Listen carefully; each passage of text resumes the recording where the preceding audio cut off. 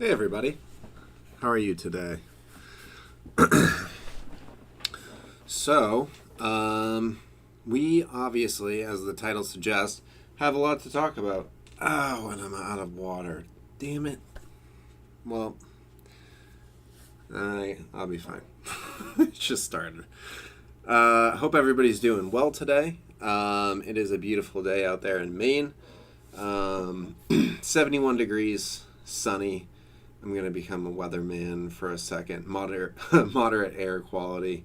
Just beautiful.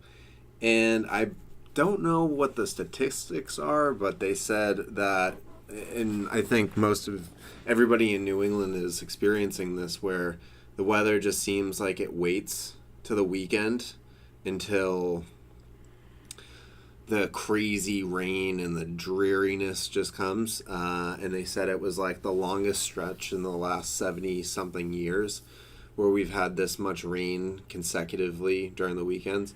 So it's just like crazy. But, I'll take it during the weekdays.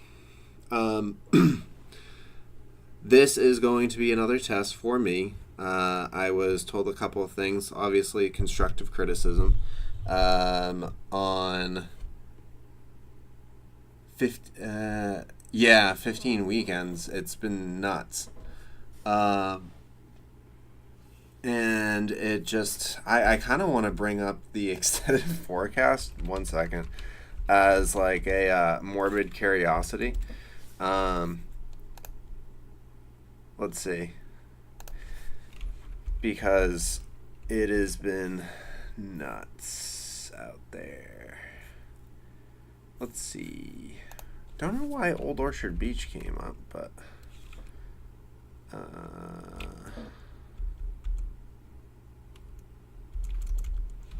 let's see. But while I'm doing that, I hope everybody's been having a great day. A lot going on. A lot of stuff going on news wise. I usually start with some personal stuff. I actually have been trying to kind of use AI to see if I can, like, hey, cheerio. um, I've been trying to use AI to like take clips from my streams to see if I can post it and get the word out there a little bit more, for people to know what we're doing here. And I looked over the last streams and I looked at the clips, and it was very apparent that my voice was too low, and I hope it sounds better now. And how I kind of described it to you all at the very beginning of this whole project and experiment was, it's gonna probably be shitty. Volume's better. Great. Fantastic, fantastic. It's gonna be a little shitty. But that's fine, because it doesn't have to be perfect. We're gonna roll with it. We're gonna see what needs to be fixed. We're gonna fix the car as we're driving. And I mean, we're gonna be fine. Love the pic of yourself in the bottom right hand corner. Yeah, that's me and little Emma. Yeah, that's my little girl. I just have that surreptitiously put there, but I guess I can, for all the weirdos out there. So yeah. Oh yeah. I'm very scatterbrained today. Have not got a lot of sleep with last night, but we were checking to see what the weather was going to be like. So let's see. Yeah, more precipitation on Saturday. Crazy. The hell? What are we doing? This is nuts. This is not okay. Yeah, it's like definitely gonna rain too. That's wild. And then just like a stretch of sunny. And you know what? Yeah, we'll see when we get closer to next Saturday what it's gonna look like. Um, but yeah, as long as Father's Day, as long as the parent days, as long as Mother's Day, I'm pretty sure Mother's Day was beautiful. If my memory is very up and down. Mother's Day, I think, was beautiful. As long as Father's Day is equally as beautiful, the mothers obviously deserve a beautiful day. If the fathers get a great day, they get to go fishing, they get to go golfing. That's going to be great.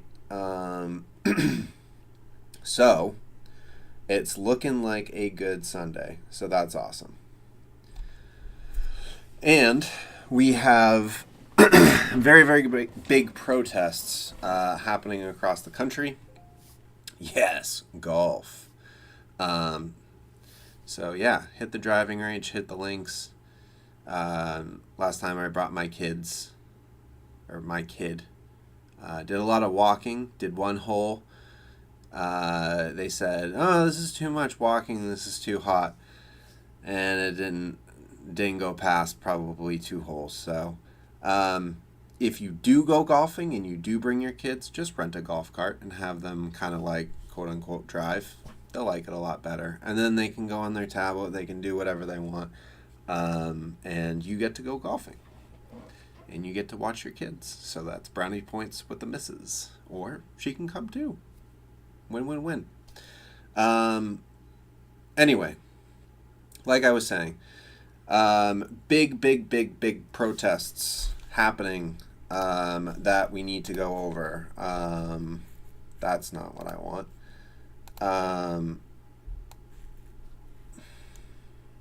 It's a really long link.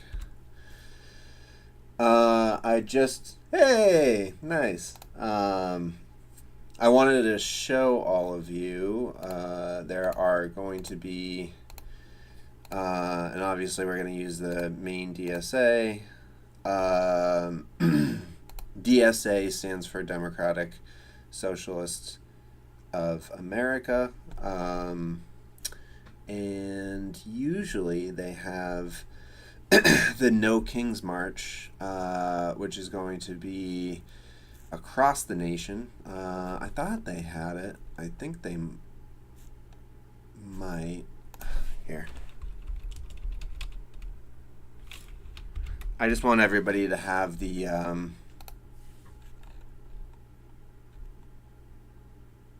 okay. We'll do it this way, and then I'll give you all the information for it. So the No Kings is going to be on the 14th on Saturday, and it was orchestrated by the 5501 movement. It's a national movement made up of everyday Americans who stand for democracy and against what they call the authoritarian actions of the Trump administration.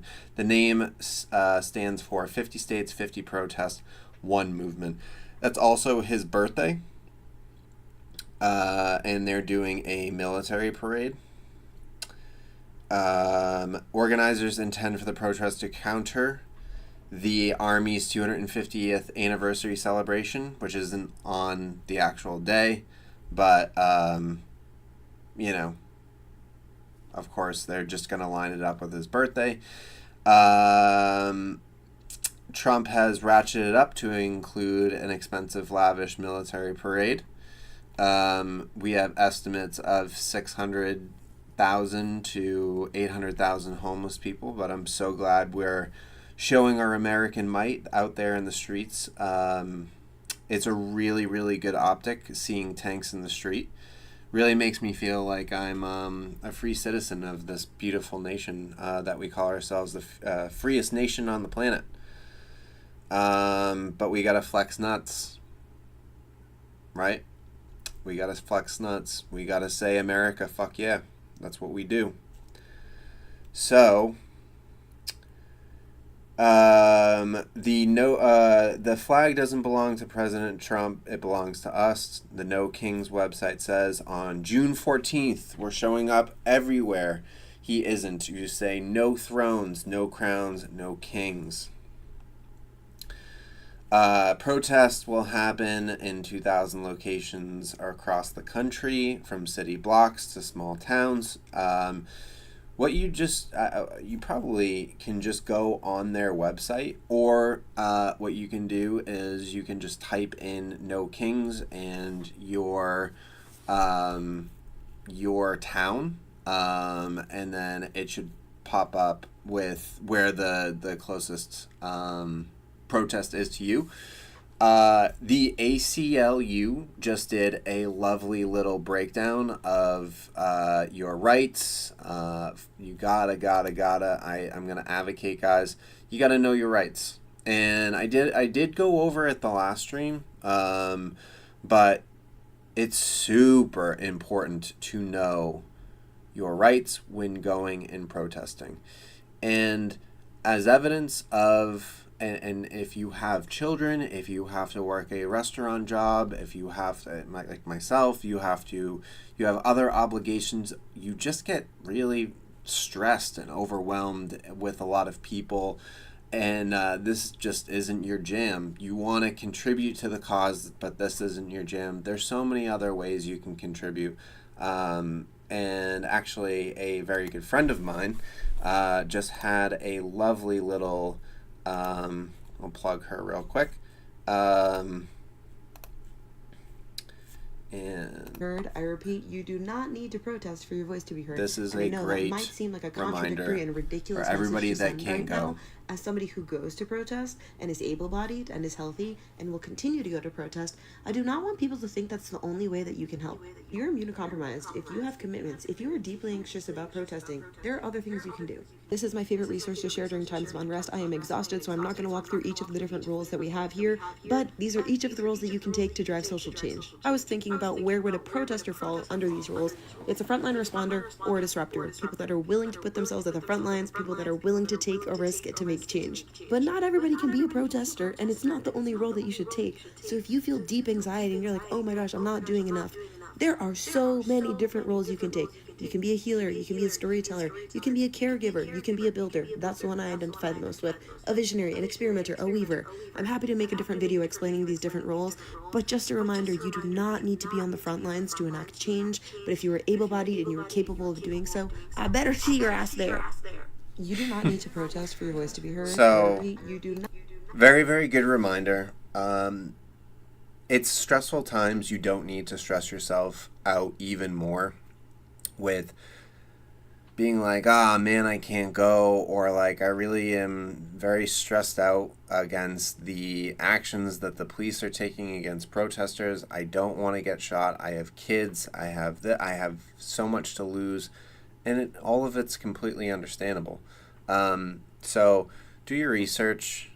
See how you can help. There's mutual aid networks. There's a ton of advocacy programs. There's forms and DocuSign things that you can sign that will basically, like what the DSA does is they have different initiatives that you can sign, like the From the River to the Sea Palestine movement, and they have another movement basically just contacting your congressman to talk about illegal ICE raids. And there's all these different initiatives going on, and the internet is a wide and vast space. So just do, I know it takes a little bit of extra effort, but if you want to help, just plug it in, Google, and it will bring you to these pages. And the DSA actually offers a lot of different links to help you out in that process, so you don't feel super, super overwhelmed. And hopefully with these streams too, it kind of gives you a little bit of information, a way to kind of process what's going on through the lens of someone that maybe has done a little bit of research and can distill it down so it's easy to kind of absorb. And that's ultimately what I'm attempting to do with this. So, big day Saturday. For anyone that's going out there, please stay safe. And show up and fight the good fight. That's all I can say. And we'll kind of go over why this continues to be a huge, huge issue right now. It's not a hot take at all. I think it's a huge distraction away from the fact that he has so many different failures going on, foreign and domestic, that this is a very, very convenient distraction for him. It's a valid distraction nonetheless, and it's something that needs to be addressed and paid attention to. So, there is a lot to cover because in America, we have very, very strong feelings and sentiments about illegal immigrants, legal immigrants, undocumented migrants, documented migrants, asylum seekers, all sorts of different things. People on work visas, people on school visas. And there's all sorts of different designations and things within the ART immigration system to kind of go over. There's different perceptions that people have. We'll go over the perceptions. We'll go over the history that America has had towards different immigrant groups. And, excuse me, then we'll go over to the current moment. And then we'll.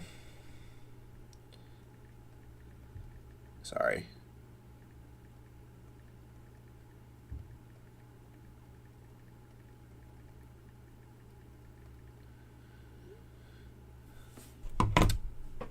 Then we'll go over the current moment, the protests that are going on in LA. So, with that being said, if anyone has any comments, any questions, anything like that, I'm just going to jump right in if we're cool with that.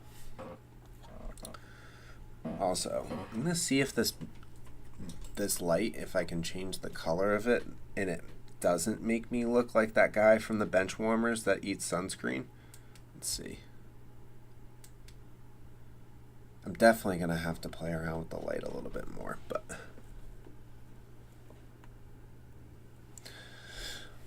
okay, well, we'll roll with that for right now. I'm very, very lit up like a Christmas tree, but the sound is better, so we're just checking things off as we go. Having said that, to communicate with all of you, I'm going to play a little video for you, and then I'm just going to get some more water while I do that. I've seen this video, so I know everything that's going on, and we'll talk about it when I come back, but I want all of you to hear this as a primer for what we're getting into.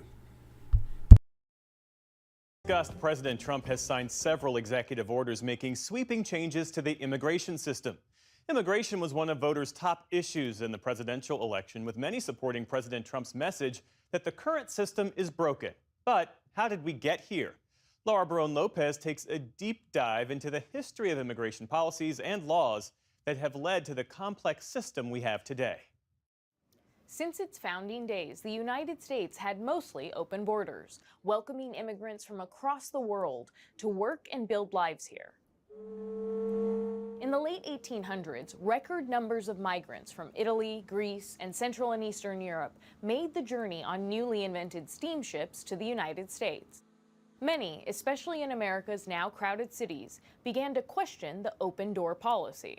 There was a huge backlash. There was substantial anti-Semitism. There was substantial anti-Catholic discrimination, particularly against Irish immigrants. And so over time, this political pressure built up and built up and built up. In 1924, Congress passed sweeping legislation restricting immigration.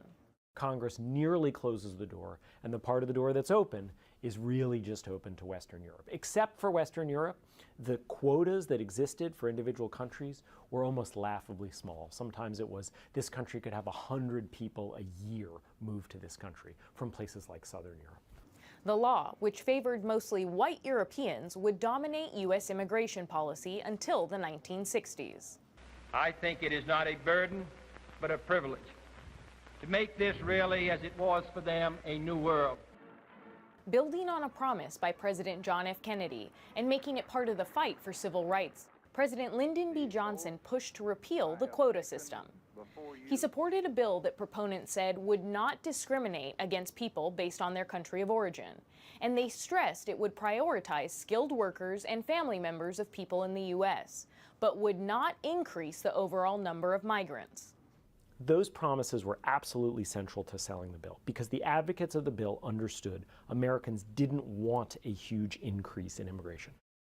Johnson signed it into law at the base of the Statue of Liberty and emphasized that it did not represent radical change. This bill that we will sign today is not a revolutionary bill. It does not affect the lives of millions. The law did, in fact, transform our immigration system, and in particular led to vastly more immigration. Although the legislation contained annual caps on immigration, there was one important exception: family members of naturalized U.S. citizens. So if I came and then I wanted to bring members of my family over in subsequent years. Only I would have counted toward that quota in the first year, not my extended family members. Immigration soon soared, and over time, family reunification became the largest type of legal migration to the country. And the foreign-born population shot up from less than 5% in 1965 to just over 15% in 2023. This is the only area in which the American farm labor supply falls short and is supplemented by Mexican citizens. Johnson's administration also oversaw the end of a key legal pathway for migrants to work in the U.S. The Bracero program, which had been used since World War II to hire millions of temporary agricultural workers from Mexico, expired in 1964. Those workers continued to cross the southern border, starting a decades-long rise in illegal immigration. Future generations of Americans will be thankful for our efforts to humanely regain control of our borders. In 1986, President Ronald Reagan helped pass sweeping legislation that granted a pathway to citizenship to nearly 3 million undocumented immigrants in the U.S. This first... That is the thing that a lot of modern or neoconservatives don't realize, is that Reagan was, comparative to the present moment, super progressive when it came to immigration, and he provided amnesty for illegal immigrants. Whoa, no way! Yes way. One of the worst presidents of all time provided amnesty for illegal immigrants. In 1986, he signed a sweeping immigration bill into law, and it was sold as a crackdown. There would be tighter security at the Mexican borders, but basically it was just a sweeping bill that basically said all the illegal immigrants that are here, you're now allowed to become a legal immigrant. So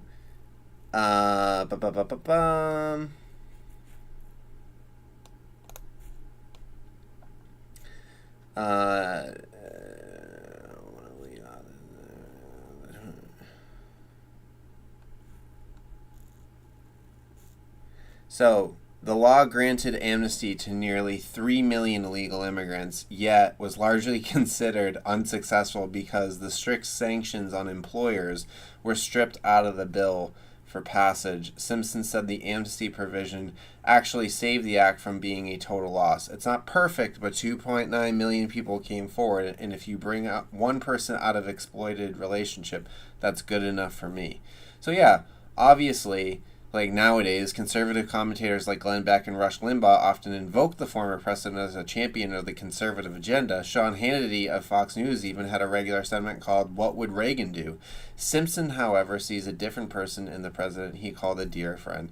So it's just interesting that that was a huge thing that obviously neocons are super vocal about how we need no illegal immigrants, we need no new immigrants, and we need to get all the illegal immigrants out. We need to deport them, as Trump said, 20 million of them.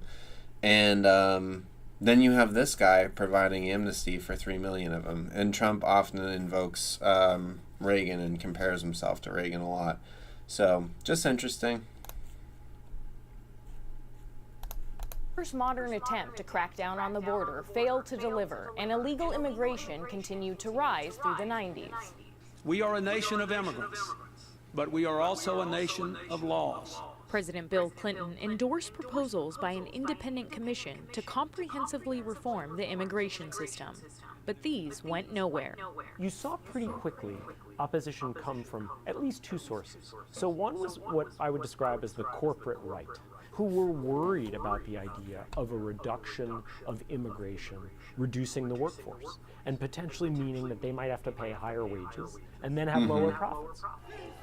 Yep. And then the other opposition was from nonprofits and advocacy groups, particularly Latino and Asian groups, that basically said we should have more immigration not less. And over time, those groups within the Democratic Party would really become the dominant voice on immigration, at least until the last couple of years, of saying more immigration is better. Those tensions continue to plague efforts led by presidents on both sides of the aisle to pass comprehensive immigration reform. What comprehensive immigration reform referred to was essentially three major provisions. One would have addressed the border and enforcement. One would have addressed the status of the undocumented in the United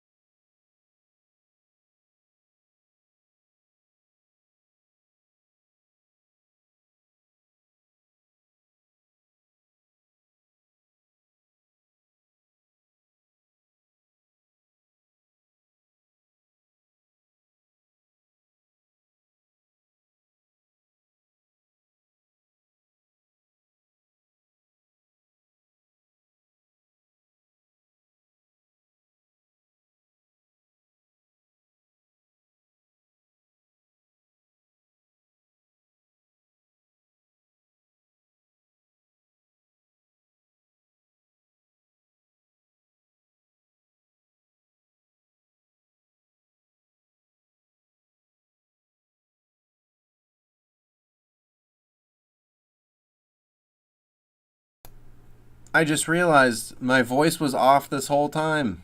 No! I was saying so many things. So that's probably why I went from 5 viewers to 2 viewers. They were probably like, what the fuck, man? I was just reading something that came across my notifications.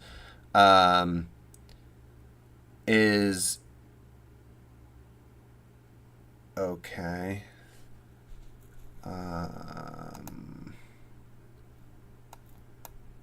Yeah, I don't.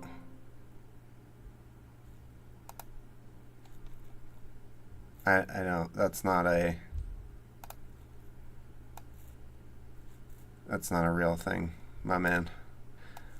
I need people in here that are gonna send actual things, like not bullshit. Anyway.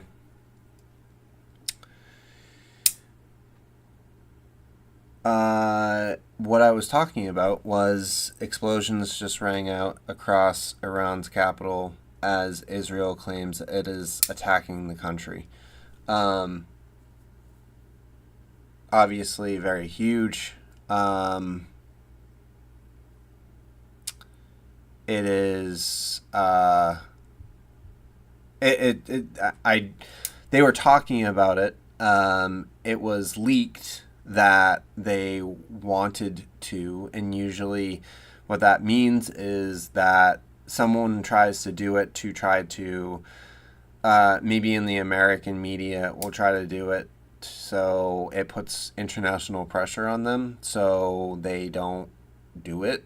But Iran is their golden calf. They've always talked about wanting to attack Iran. I can go into this later, but just like a quick little thing. Iran supports with economic means and military means the Houthis in Yemen, which attacks ships in the Red Sea only as long as Israel is continuing their siege in Gaza.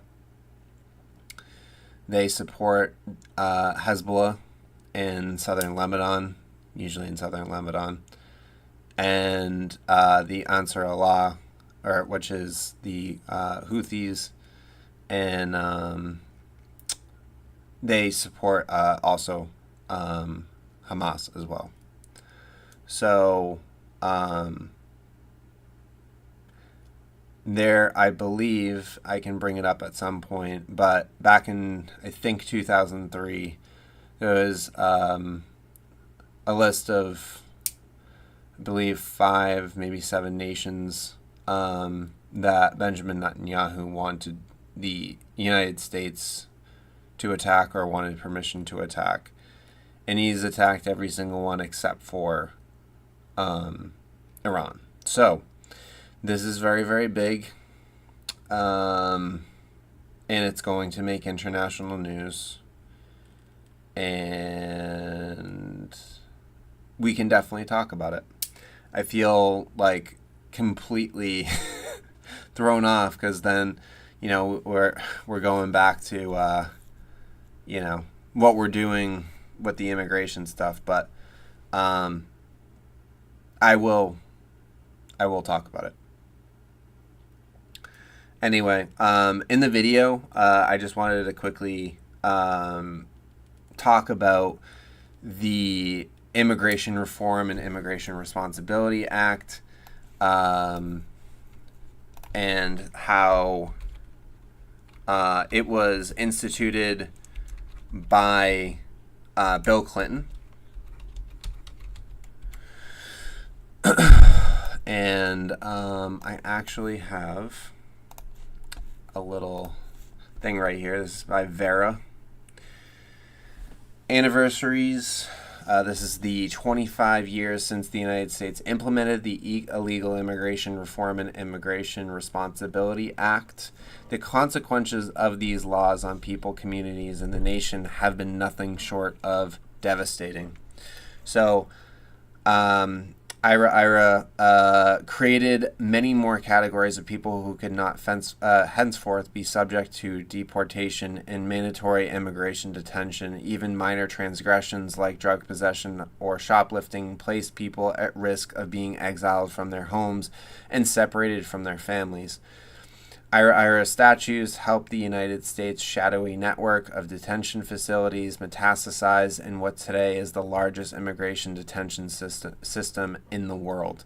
We're continuing to see this get larger and larger. You're seeing for-profit like CCOT detention centers where people are being sent, and there are people that are profiting on the detention of these migrants just as much as people are profiting off of the American carceral system, where people are being detained and they are being sent to these for-profit prisons, and they have quotas.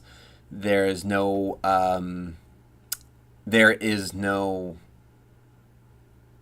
public good or like it doesn't matter if no one's committing any crime.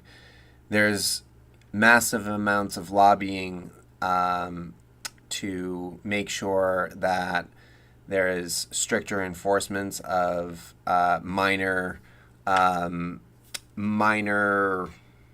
things like drug possession and misdemeanors, and the for-profit prison system and lobbying and what it's done to making our legal system to where we have the 4% of the world's population, but 25% of all of the prisoners in the entire world. It is a startling fact. We have more prisoners per capita than anywhere else in the world other than, I guess, North Korea. And we are beat out by countries that we call authoritarian, we call dictators, and, you know, rightly they are. But China doesn't beat us. Russia doesn't beat us. So it's interesting to see. And we are directly having people profit off of the detaining of other human beings. And if you look at the 13th Amendment, the amendment to abolish slavery, you will see that it is, I can actually bring it up. It abolishes slavery, but for people except as a punishment for a crime. So if you go to prison, you can be treated effectively like a slave. And that is still in our Constitution today.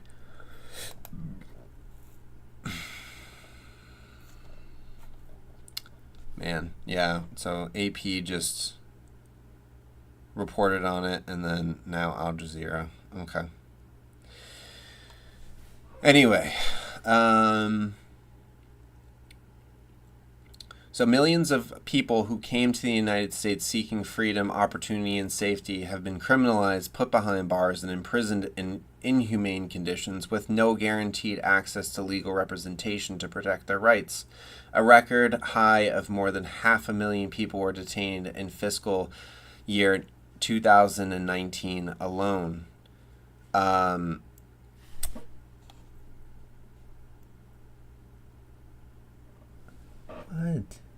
Hi.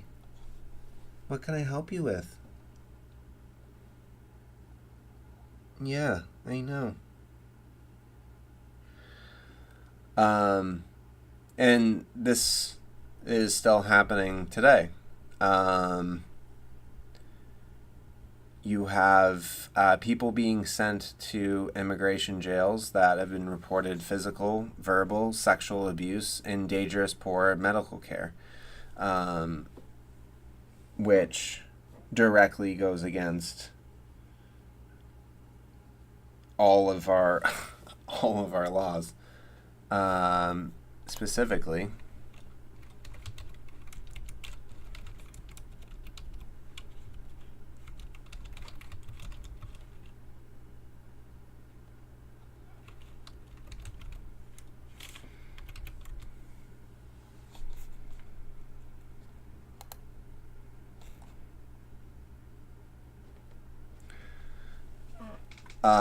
the Eighth Amendment refrains from the people that are detaining you from using excessive force and to protect prisoners from assault by other prisoners.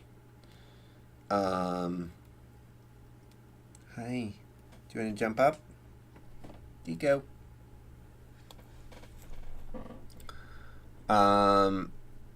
There's discrimination. There's a lot of different rights, actually, that prisoners do have. And basic levels of services that you need to be provided.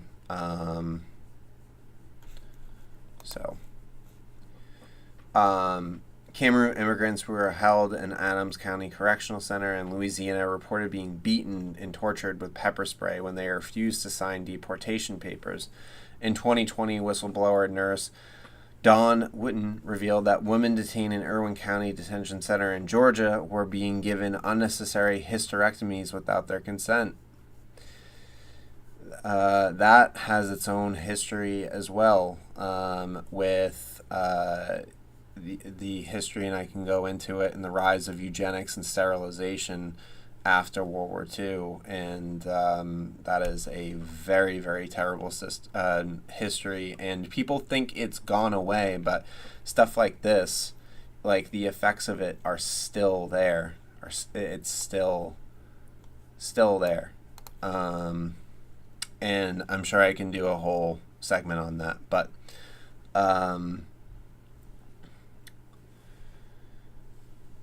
so let's talk. I don't want people to be like, oh, you're just talking about President Trump and how awful this admin is.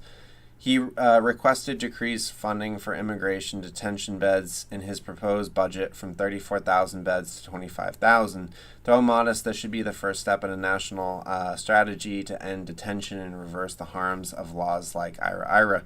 Funds that have been spent detaining people face deportation. What are you doing? You can't be doing that, because people are going to be like, what was that loud noise? Sorry, that's picky.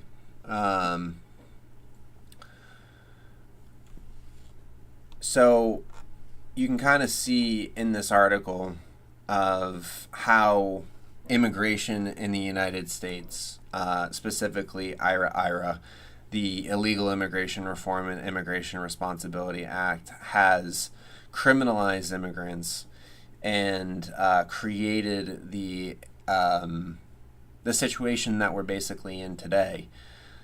It is effectively people having paperwork and people not having paperwork.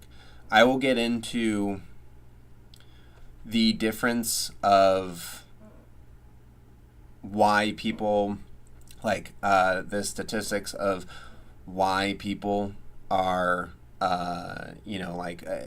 the perception is that, Biden just let in 11 million, or like the number always is going up and up.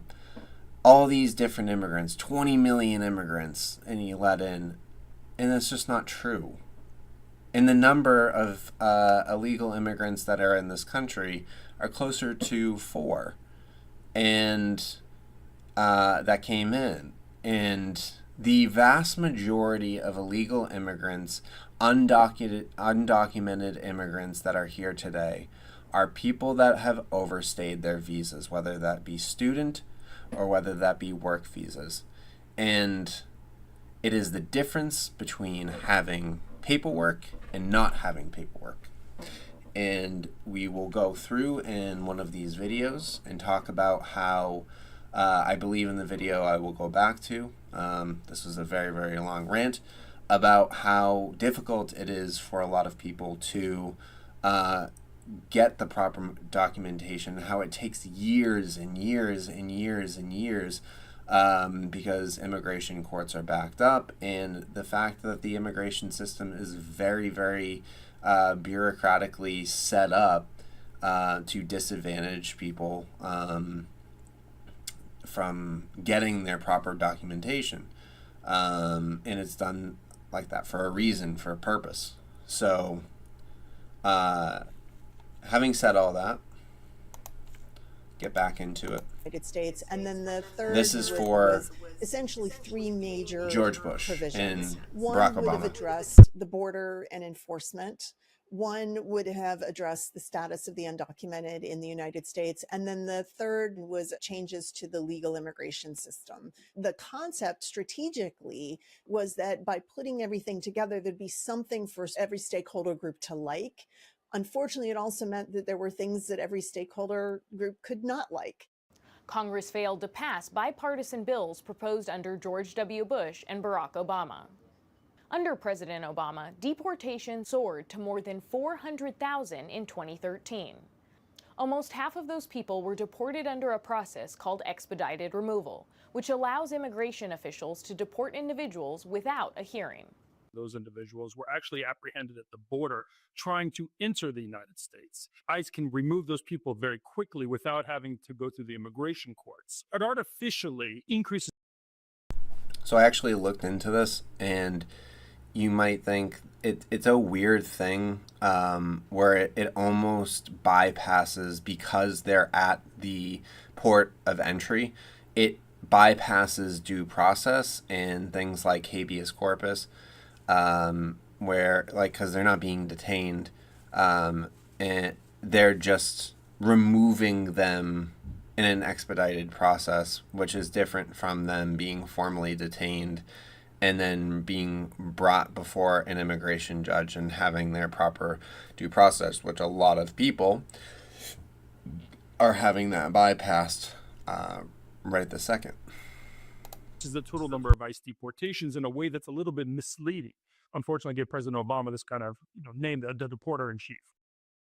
By 2016, the situation at the border had transformed. Migration from Mexico began to drop, while increasing numbers of Central Americans began to surrender to border control and claim asylum. Under U.S. law, anyone who claims asylum is entitled to a hearing before an immigration judge and cannot be deported. Many of them really are fleeing dire circumstances, whether that's due to extreme poverty or crime, corruption by their governments. Many of them do have viable asylum claims. And we've seen, estimates of around 40% of the claims that do get through the system are approved. Because of And let's be honest, we have to be honest about our own history. The U.S. is creating a lot of the conditions in the Central American and South American, specifically Central American countries, and even places like Haiti, specifically Haiti. We're creating a lot of the conditions that make it so these people are coming here in the first place. Their countries are destabilized for years and years and years, and our U.S. foreign policy is making it so that these people are fleeing. And I could have an entire, I could talk about it ad nauseum, at length, about how U.S. foreign policies have destabilized these countries, have made it so our fair trade agreements are far from fair, have made it so countries are producing like one or two crops and then selling it to us for cheap, as having access to U.S. goods, and basically their country is being, specifically, this is using Haiti, for example, where Haiti is a monoculture for crops, and that's by design for our fair trade agreements, and they don't have a diverse economy because of said fair trade agreements. You have countries like with Operation Condor, countries that were trying to push socialist,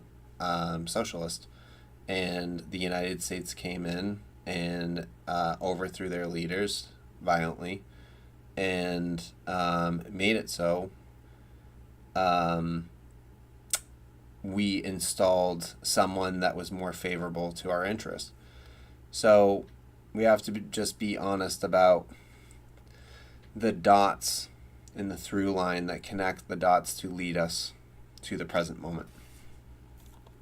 Immigration court backlogs, this process can take years, and asylees are allowed to live and work in the country until their case is heard. Smugglers seized upon this, opportunity to start coaching people to make asylum claims, and our inability to fund our immigration courts to handle all these claims created a magnet that drew more people here to this country. In recent years, this backlog has ballooned from just over 500,000 in 2016 to approximately 3.5 million last year. They're bringing drugs, they're bringing crime, they're rapists, and some, I assume, are good people. An anti-immigrant agenda was central to Donald Trump's first run for president. As president, he made wide-ranging changes to asylum procedures, including Title 42, which denied entry to asylum seekers under the justification of the COVID-19 pandemic. What we're doing now is attempting to rebuild the system that can accommodate what is happening today. President Joe Biden reversed many of those Trump-era policies and oversaw the largest immigration surge in recent history. From 2021 to 2023, annual net migration, both legal and illegal, averaged 2.4 million per year. Our failure to enforce our laws at the border, to timely provide due process to people at the border, and the perception that the border was out of control. I think that, more than anything, influenced the thinking of people where they would accept this insane rhetoric we're seeing today. On the campaign trail, President Trump stepped up his anti-immigrant rhetoric. They're poisoning the blood of our country. That's what they've done. So the Republican Party became extremely anti-immigration, sometimes giving voice to false and racist conspiracy theories. The way that Donald Trump appeals to nativism, the way he appeals to xenophobia. Sometimes. You absolutely can see echoes from that to the 1924 law. It's absolutely there. Trump and his advisors have promised radical changes to the immigration system, from gutting legal pathways like refugee admissions to launching the largest mass deportation program in American history. President Trump's advisors claim they will prioritize deporting undocumented migrants deemed national security or public safety threats. But experts say the deportation numbers Trump is talking about would go far beyond that, reaching a scale potentially never seen before in America. There is no way to do the mass deportations they're talking about and focus them exclusively on public safety threats. The more you push the agency to say, increase the total, that pushes you towards the lowest hanging fruit of the immigration system, which are not the hardened criminals. When you do a workplace raid, you don't get gang members. You get people who show up for work every day because they're trying to support their family. Laying the foundation for unprecedented. And that's what we're seeing with a lot of these people that are being detained from ICE, is that they're more often than not members of a community, members that are just trying to go to work. The first raid was on a Home Depot. Like, it's just people that are trying to find work. It's people that have families. It's people that don't... The incentive is that, or the thought process is for immigrants that are here, specifically that are here with undocumented status, is they have every incentive to not commit any crimes. They don't want to be seen. They don't want to be deported. They have a lot to lose. So they don't, like, undocumented immigrants want to play by the rules. And we're going to go over some of the things that they do for our economy, because I think it's lost on a lot of people, how they contribute. And these are nonpartisan, peer-reviewed articles, very, very up-to-date within the last year, all updated statistics, and we're going to talk about how immigrants are a net positive on our society. And when we remove immigrants from the United States, and when we remove immigrants and student visas and workers that are here, you're removing a vital part of our economy, specifically in California. I mean, like, talk about like immigrant born and bred and like just really, really strong communities. And the slander that those communities have higher rates of crime, I will quickly show you. Immigrants in the United States commit crimes at lower rates than U.S.-born population, notwithstanding the assertion by critics that immigration is linked to higher rates of criminal activity. The reality of reduced criminality, which holds across immigrant groups, including unauthorized immigrants, have been demonstrated through research as well as findings for the one state in the United States, Texas, that tracks criminal arrests and convictions by immigration status. A growing volume of research demonstrates that not only do immigrants commit fewer crimes, but they do not raise crime rates in the U.S. communities when they settle. In fact, some studies indicate that immigrants can lower criminal activity, especially violent crime in places with inclusive policies and social environments where immigrant populations are well established. Immigrants are prosecuted and imprisoned at lower rates than U.S.-born. Immigrants to the United States have a lower incarceration rate than native-born populations since at least 1870, when such data was first recorded. In 2020, immigrants were 60% less likely to be incarcerated than U.S.-born, according to a study by the National Bureau of Economic Research. And through a 2021 Justice Department study points out prosecutions of immigrants increased between 1990 and 2018. Nearly 90% were for violations of immigration-related laws, which are all civil infractions. Notably, not criminal. Notably, U.S.-born citizens were 10 times more likely than immigrants to be incarcerated for committing weapons-related offenses, 5 times more likely for violent offenses, more than twice as likely for property crimes, and nearly twice as likely for drug offenses. You can see how it plays out.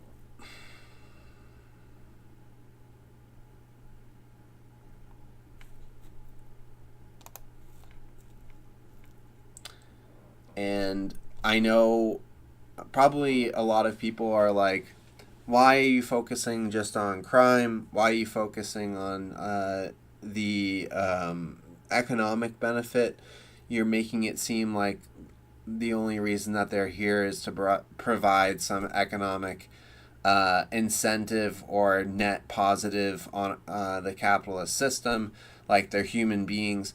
And you're absolutely right. But for a lot of people that have this view that immigrants are taking away from social services, they're taking away our jobs, they're taking away all this stuff.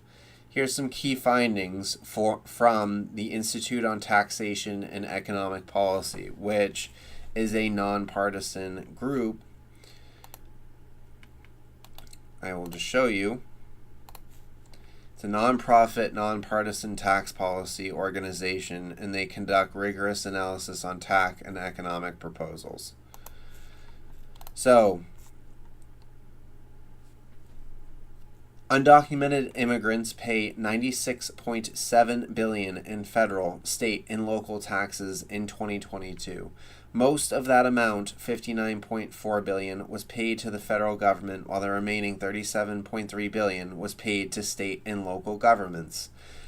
Undocumented immigrants paid federal, state, and local taxes of $8,889 dollars per person in 2022. And in other words, for every 1 million undocumented immigrants who reside in the country, public services receive $8.9 billion in additional tax revenue. And you also have to understand that they're not getting social services. They're not getting Social Security. They're not getting Medicare. They're paying into the system, but not receiving it. So more than a third of tax dollars paid by undocumented immigrants go towards payroll taxes, dedicating to funding programs that these workers are barred from accessing. Undocumented immigrants pay $25.7 billion in Social Security taxes and $6.4 billion in Medicare taxes and $1.8 billion in unemployment insurance taxes in 2022. Now, this is nuts because we're going over all of these budgets and we're going through our congressional budgets and we're saying, what do we need to cut? What do we need to cut of all the waste, fraud, and abuse? Like, what do we need to tackle here? What do we need to cut? And I'm actively reading the net positive of all of the different things that illegal immigrants, just illegal immigrants, bring in for revenue, for taxes, for federal and state and local taxes. 6 states raised more than $1 billion each in tax revenue from undocumented immigrants living within their borders. Those states are California,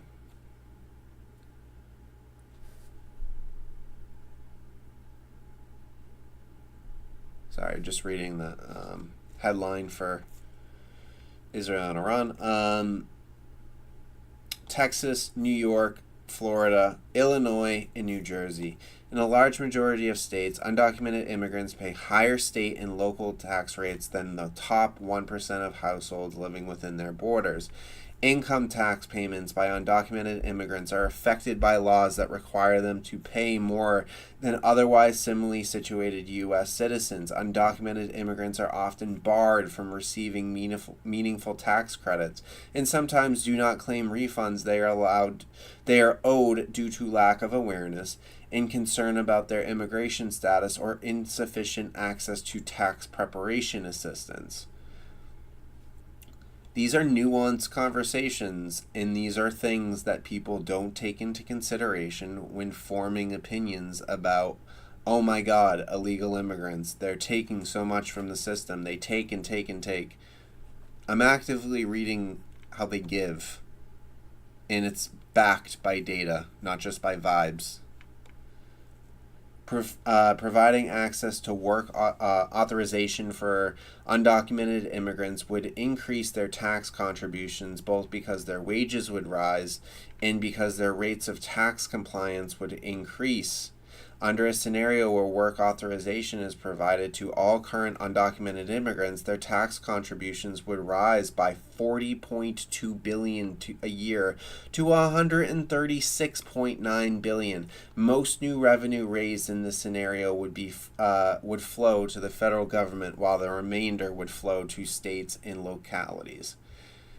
This is the benefit to having a system in which you can get these undocumented immigrants the proper documentation. This is the incentive. This is the direct incentive. It's literally the difference between someone having paperwork and not having paperwork. And you can see the economic benefit. Not boiling it down to just that, but you see the economic benefit.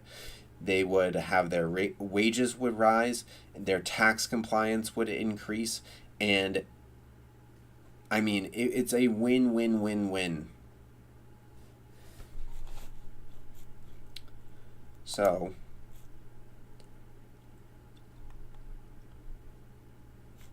undocumented workers make up 25% of all farm workers in the U.S. The majority of these workers are overworked and put in at least 10 hours per day. Do you have, I'm going to boil it down to this. Do you have white people that are doing these jobs and want these jobs? Do you? I don't think so. it's so funny how we attack the hardest working groups of people, and they're immigrants. They want to come to the country and they want to contribute. They don't want a free ride. Like, you can see immigrant communities and how hard working they are, how bomb ass like their food is, their culture is. Like, look at the boroughs of New York, look at Queens, look at all the people that come out with their awesome food. Like, and look at the communities of people that are predominantly immigrant based, and you look at the, like, California has the biggest economy in the United States.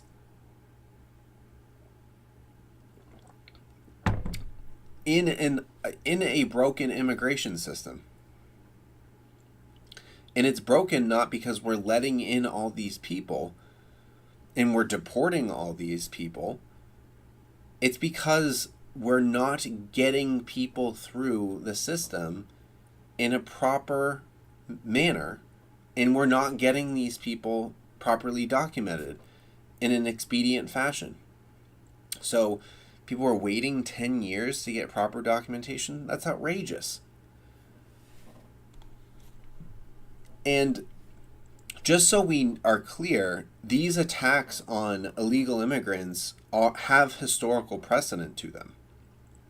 Anytime that you have a working class that is just upset with how their material conditions are worsening and worsening and worsening, you have people that are getting upset and they're looking for answers, they're looking for help, and both of their political parties are not answering to them. The Republican Party is not answering to the working class and their plight. They're not.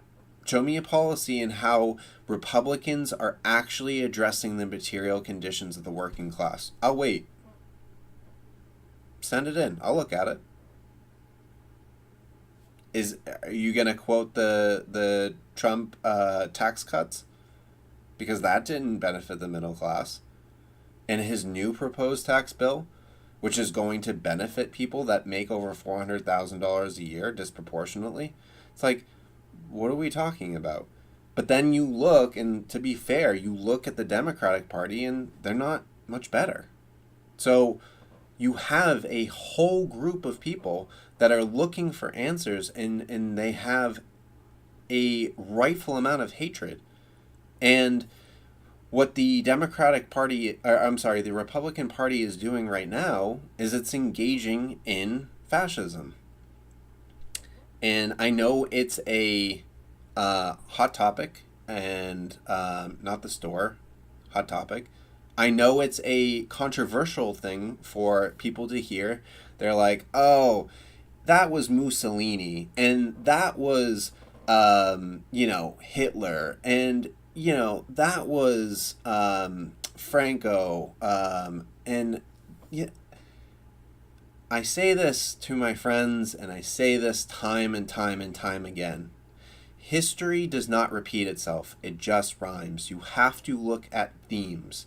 And when you look at the material conditions and the contradictions that are caused within the capitalistic framework that causes unfettered amounts of capitalism to go towards the top 1%, because people want profit.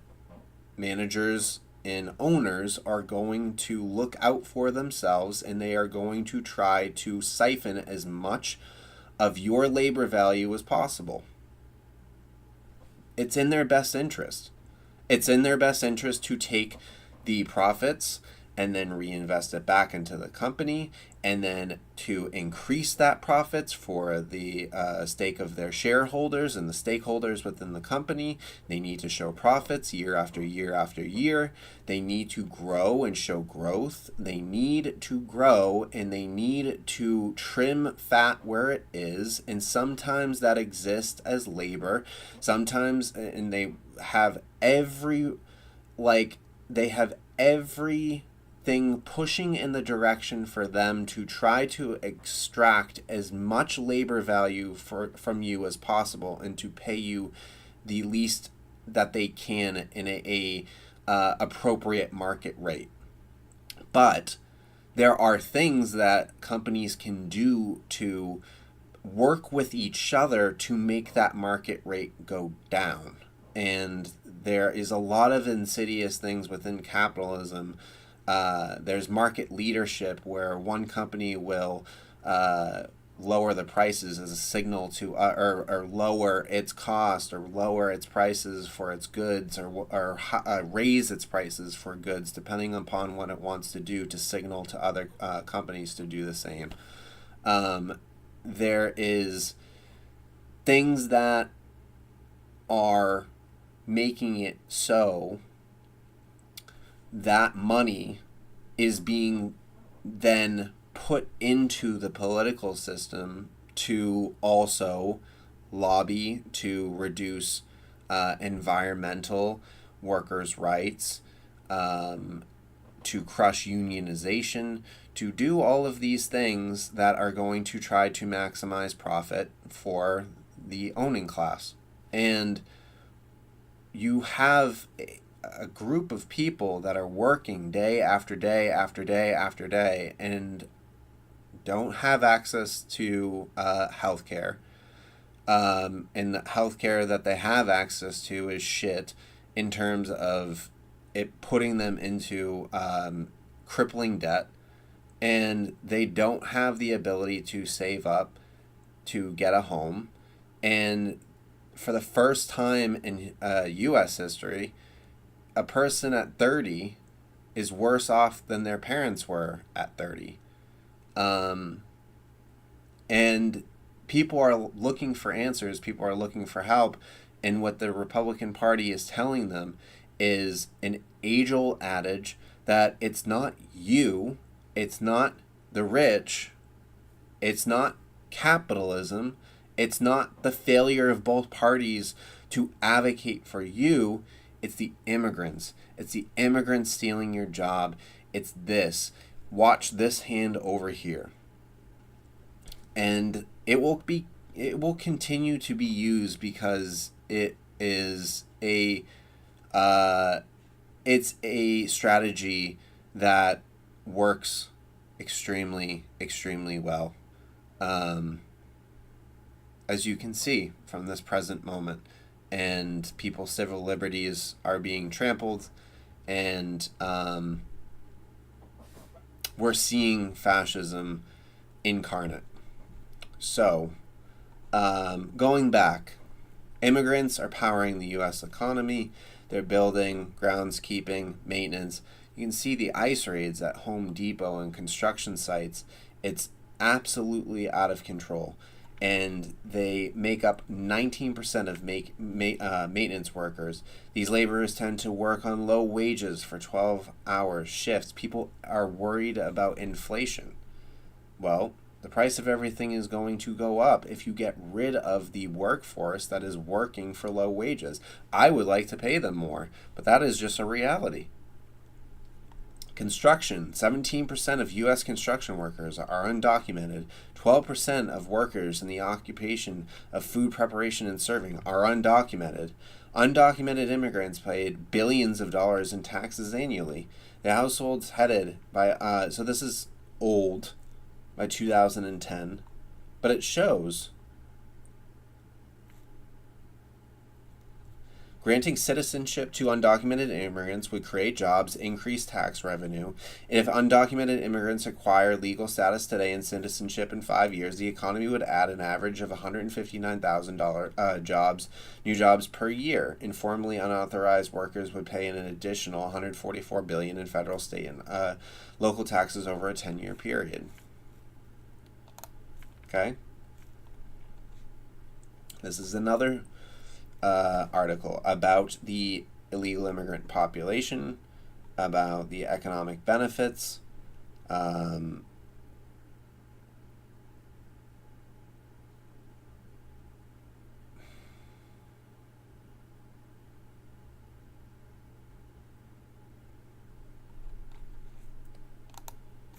So, let's see.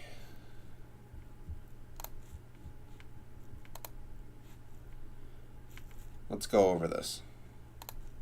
Let into this country and who not to let into this country is about as old as the country itself.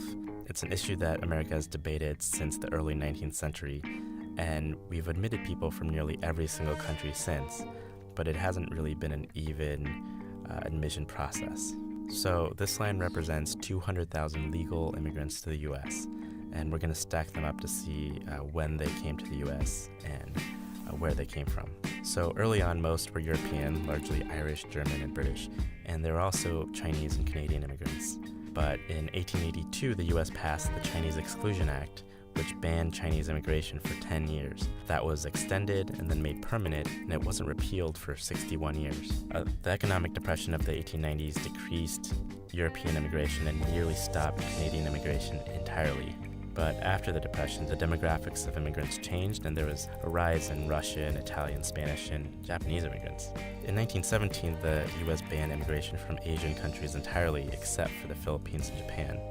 In 1921, the U.S. capped immigration based on nationality.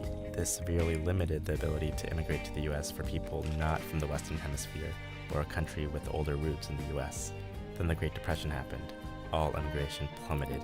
Then World War II happened.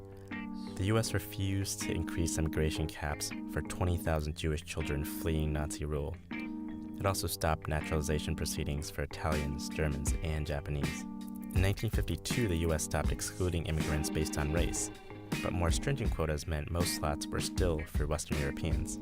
In 1965, the quota system was entirely repealed. It allowed for a far more diverse group of immigrants, particularly from Central America and South America, but also Asia. In the 1970s and 80s, Asian immigrants arrived in huge numbers, largely from the Philippines, South Korea, India, and Hong Kong.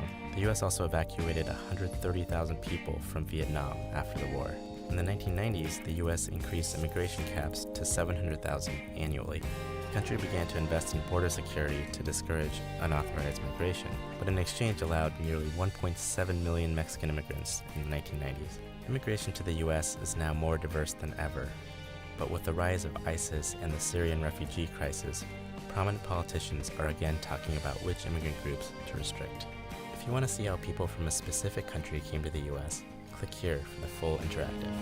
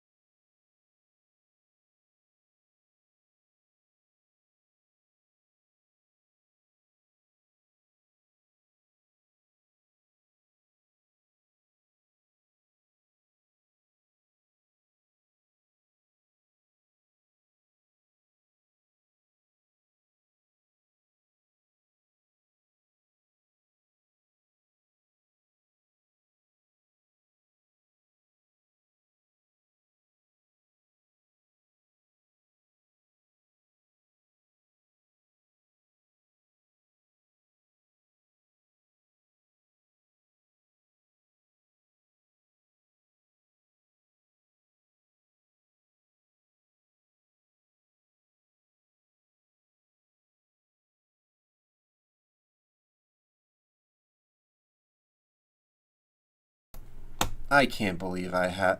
This is the second time. People need to let me know. I can't believe I did it again. I have to look at if my mic is muted. I can't believe I was talking that whole time. Basically, all I was saying is there is sentiment that the protesters that are currently protesting in LA are peaceful. And we're now going over the CBS poll right before the raids. happened. Do you approve or disapprove the way Donald Trump is handling his job as the president?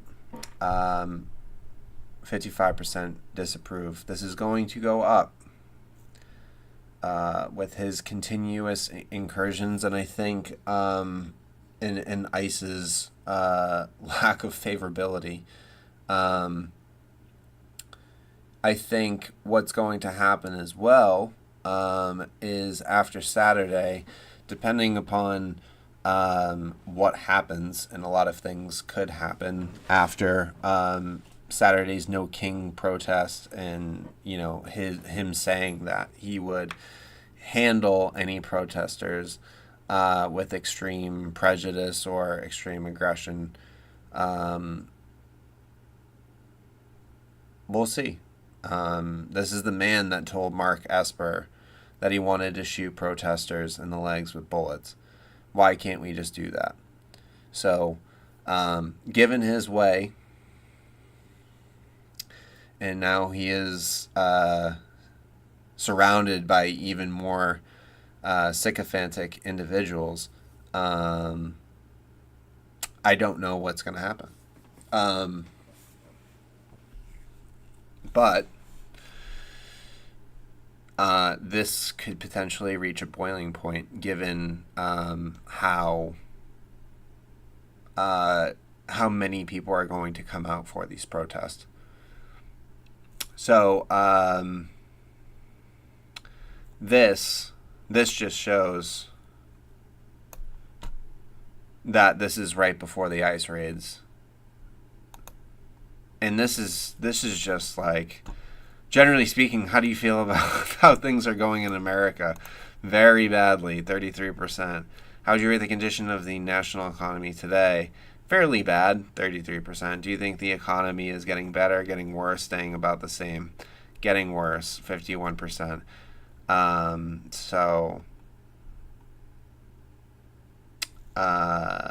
Do you think Trump policies are making you financially worse off? Thinking ahead to the next year or two, do you think Trump's policies will eventually make you financially better off, financially worse off? Financially worse off, 47%. Yeah, it kind of goes into the tariffs and everything too. That's YouGotGov. Pretty good website. But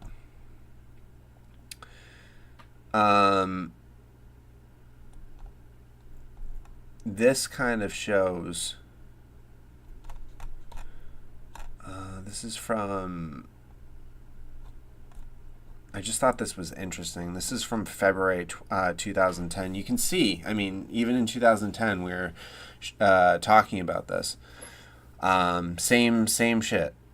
What are the consequences of using criminal prosecutions to target undocumented immigrants for immigration violations?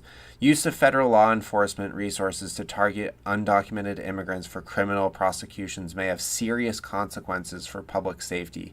The greater focus on criminal violations of immigration laws have led to fewer resources to investigate and prosecute dangerous crimes. At the present moment, the ability for police to solve crimes is at an extremely low level. And our police are very well funded and militarized. So what are we doing? At the same time, the Bush administration dramatically increased federal prosecutions for illegal entry and re-entry of the United States. The government's prosecution of gun trafficking, public corruption, organized crime, white-collar crime declined. Given the evidence that immigrants are less likely to commit crimes than other residents of the United States, see below, federal law enforcement may find itself targeting a generally law-abiding population at the expense of investigating serious property and violent crimes. It's a very nice way of saying that this whole diversion, this whole fascist diversion of being able to continue to enrich ourselves, to engage in this hyper capitalization, this upward wealth transfer, it just shows like you need a scapegoat, and immigrants are going to continue to be the scapegoat for these types of pushes. So this is going to lead us into oh, actually, you know what? I could have started with this. But this is kind of going back. This is just an interesting thing how and I kind of we tackled this with a couple of videos, but this just shows how immigration law has changed throughout history. And it's good. It's just it's an article from 2015, and I would like to see something a little bit more updated. I did like the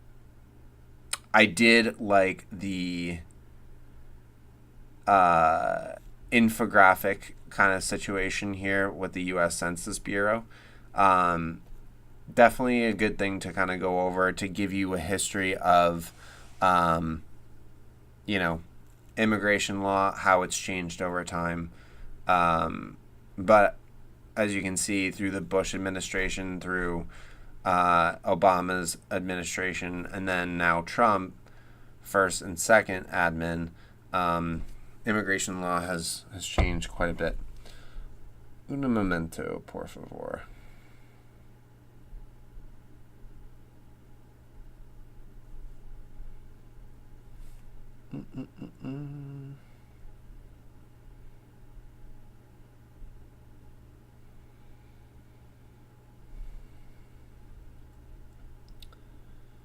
Okay.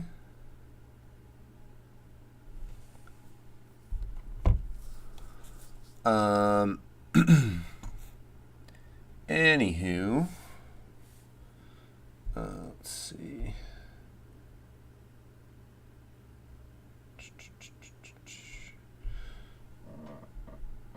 Okay.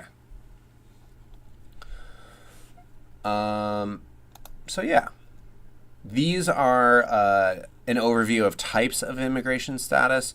So there's this bench card is designed to provide quick access for state, criminal, family, and juvenile court judges to help identify the various types of status that immigrants in state court might have. There's naturalized citizens. To become a naturalized citizen, an alien must be 18 years of age, be lawfully admitted for permanent residence, have resided continuously in the United States for 5 years after being admitted for LPR status, and been physically present in the U.S. for at least half time during 5 years prior to filing the application for citizenship. Being of good moral character and support the Constitution and be disposed to the good and order and happiness of the U.S. Then there's lawful permanent resident. A grant of lawful permanent resident status allows an alien to reside and work permanently in the United States, also known as green card holders. Although the card has not always been green, to be eligible for LPR status, the applicant must indicate an intention to reside permanently in the U.S. The following are major underlying visa petition categories to which an alien can acquire lawful permanent status. There's family-based visas, unmarried sons or daughters of citizens, spouses, and children of lawful permanent residents, unmarried sons or daughters, not a child, of LPRs, married sons and daughters of citizens, employment-based visas, priority workers, aliens who hold advanced degrees or possess exceptional ability, certain classes of skilled workers, professionals, or other workers who perform jobs for which qualified workers are not available in the U.S., diversity-based visa as determined by the Attorney General. And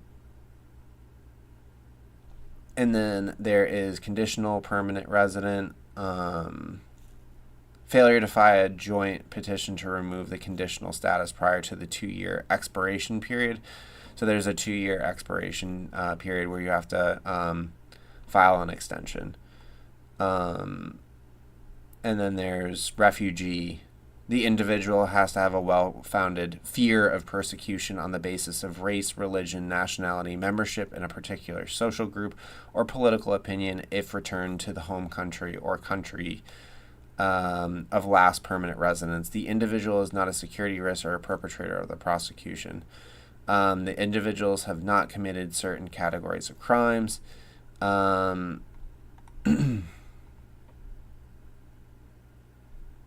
So kind of gives you a little bit of an overview.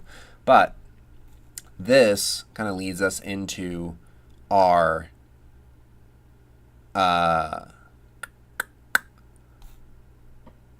talk about what's going on currently in LA, and now it's actually moved to New York as well. And we can talk about the fact that a senator was detained today as well. It's an emergency, rebellion, an insurrection, and clearly an invasion of Mexicans. Just look at all those flags. They're not a city of immigrants, they're a city of criminals. According to Donald Trump, Los Angeles is a war zone, and the only thing that can restore order is thousands of soldiers and hundreds of Marines patrolling the streets. Also, the only way to stop a fire is by lighting a match. Last Friday, President Trump sent heavily armored ICE agents in to conduct immigration raids in densely populated neighborhoods in and around Los Angeles without informing local law enforcement or city authorities. He claimed to be liberating the city from dangerous migrants, the worst of the worst, including dozens of textile factory workers, a bunch of laborers outside a Home Depot, and this guy selling fruit on the street corner. Protests immediately erupted across the city and were predominantly peaceful, but a few of them were not. I guess one of the models that was affected by it on fire, which, if you know anybody, saw it as a win. I don't know a ton about it, but I definitely want to look more into it. Yeah. Not a good guy. To support ICE, rounding up even more immigrants. Yikes. On Friday, June 6th, ICE conducted a series of immigration raids in the Los Angeles metropolitan area. According to Representative Nanette Barragan, they're going to keep this up for a month. So we've been told to get ready for 30 days of enforcement, 30 days of ICE enforcement. Agents swept multiple locations in the city and took at least 118 people into custody, but 3 locations became particular flashpoints. The first was a garment factory called Ambiance Apparel in the Fashion District. Agents entered the building and interrogated the workers inside, but while that was going on, a crowd of angry protesters surrounded the building. Those protesters... I quickly wanted to say they're now targeting places that are like sensitive locations, like churches, hospitals, schools. There's a story about a school in which ICE went in and tried to interrogate and ask questions to 1st to 6th graders. So they're going into these locations and harassing people in the and they're called sensitive locations for a reason. It's a huge encroachment on people's ability to just exist and not be stressed about the government possibly coming into their place of worship or a hospital, that they're bringing a terminally ill parent that was just detained. You have the McCarthy kind of quote comes to mind: "Have you no decency, sir?" It's like, have they no decency? But you would have to have an appreciation for the fact that these people are humans to have that level of decency. And it also extends to the police that are indiscriminately shooting protesters and then also exacerbating tensions between protesters and police. One thing I will say is that the governor, Gavin Newsom, the mayor of LA, and the sheriff all said that they didn't need federal troops. They didn't need the National Guard to be deployed. And then, I mean, obviously, the Marines is just insane. Having said that, and it shows that extra level of encroachment by Trump by deploying the National Guard over the authorization of the governor.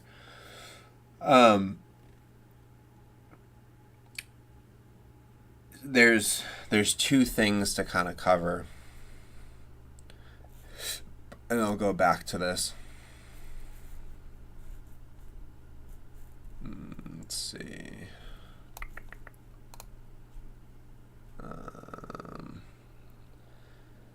Sorry. There we go. Put that up here.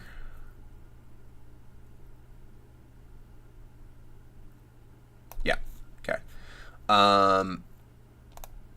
So there's two things that I wanted to draw people's attention to. So there's two acts, the Posse Comitatus Act, or Comitatus Act.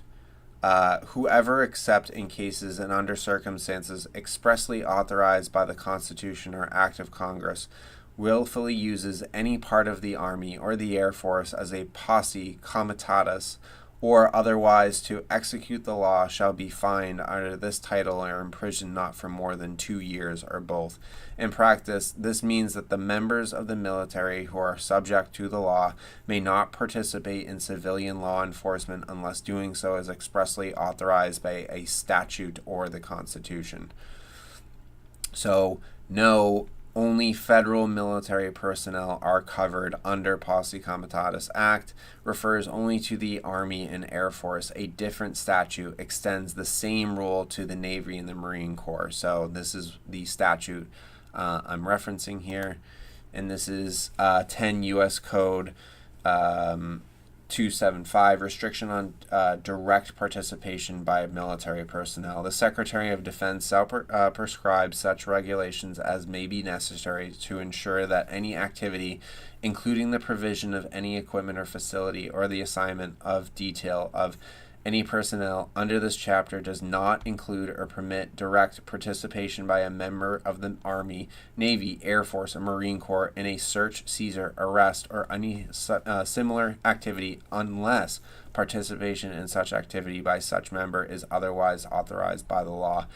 And it would only be allowed if the Insurrection Act was applied here, and why Trump is being actively sued by, and I believe he's being sued, the judges in San Francisco, I believe, are hearing it today. They might have already heard the case, but basically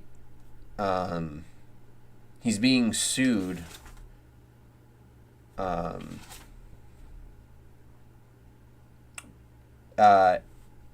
and they're requesting a restraining order to block troops from aiding law enforcement.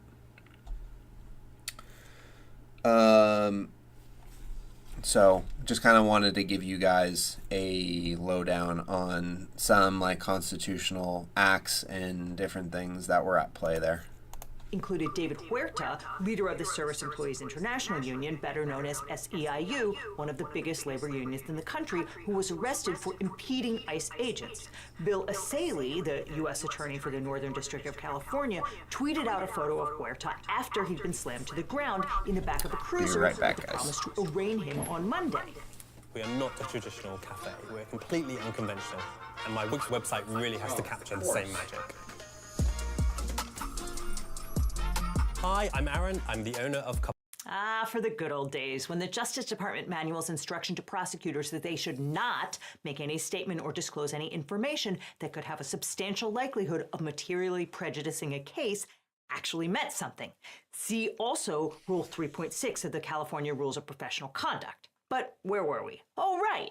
ICE agents, FBI, and Los Angeles Police Department cops dispersed the crowd outside the garment factory using pepper spray and took about a dozen people to the Metropolitan Detention Center.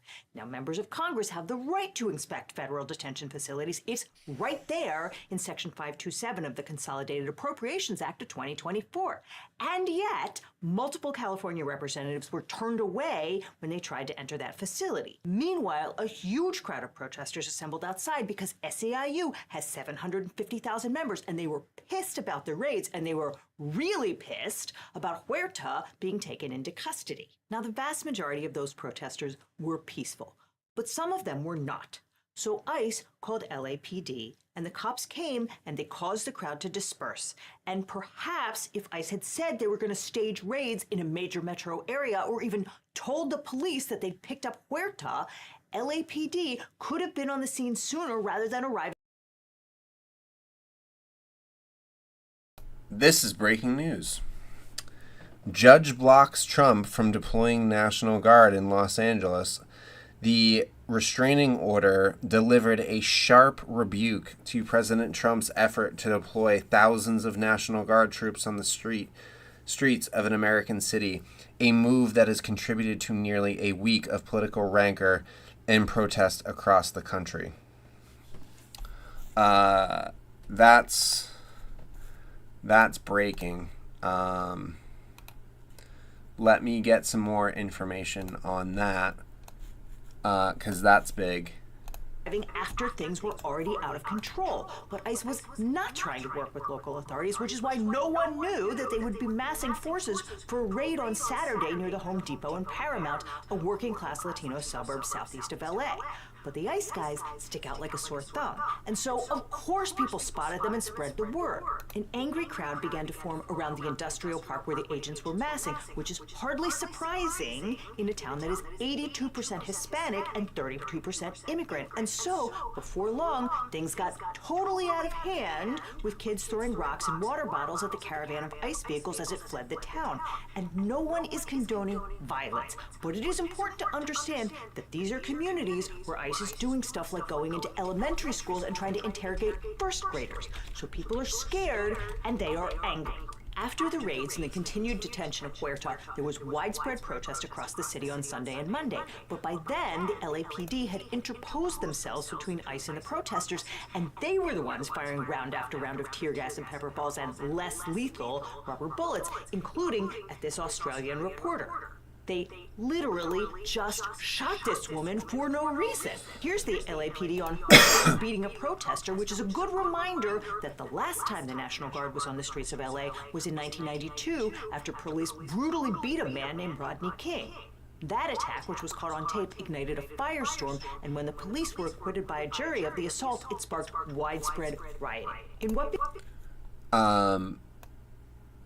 I'm just going to quickly go over this, guys, because this is obviously breaking news with what's happening right now. A federal judge on Thursday, today, blocked the Trump administration from deploying members of the California National Guard to Los Angeles. A U.S. District Judge, Charles Breyer, already know what people were going to do.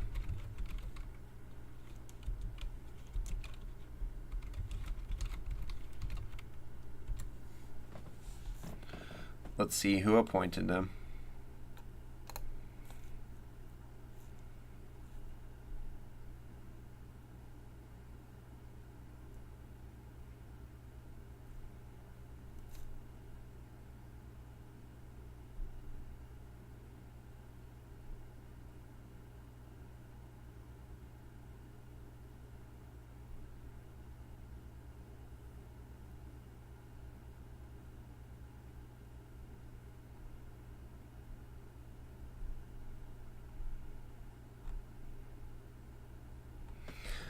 So he was nominated by Bill Clinton. Not that it matters at all, but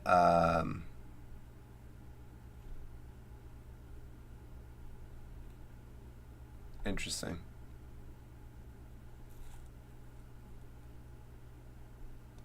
Okay. So Breyer wrote of Mr. Trump in a 36-page decision. He must therefore return control of the California National Guard to the governor of the state of California forthwith. The judge directed the Trump administration to return control of the California National Guard to Gavin Newsom. He put his decision on hold until noon Friday. And the Justice Department swiftly notified the court it is appealing the order, of course. On the heels of the decision, Newsom urged Mr. Trump to end the illegal militarization of Los Angeles. The court just confirmed what we all know. The military belongs in the battlefield, not in our city and our streets. The win is not just for California, but the nation. It's a man on man whose authoritarian tendencies are increasing by day.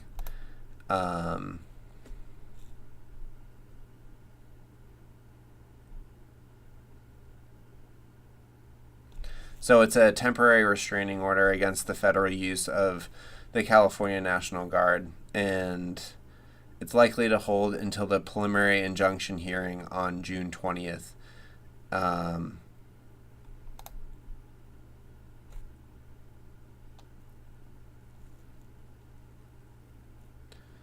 So this is what I was just talking about, what the 10 USC 12406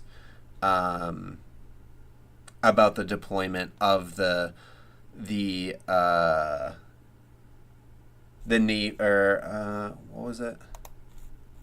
Army, the Navy, the Air Force, and the Marine Corps in a search and seizure, arrest, or any similar activity unless participation in such activity by such member is otherwise authorized by the law. So higher courts' deference to executive authority and differing interpretations of this statute make the long-term outcome uncertain. No appeal has been filed as of now, but the case's political weight suggests it may escalate. And I think I talked about the last time I streamed was the last time that the president has gone over a governor and deployed the National Guard was LBJ when he was defending protesters after Bloody Sunday on the Edmund Pettus Bridge. So this just breaking precedent and precedents and just continuing the authoritarian moves. So that is great news.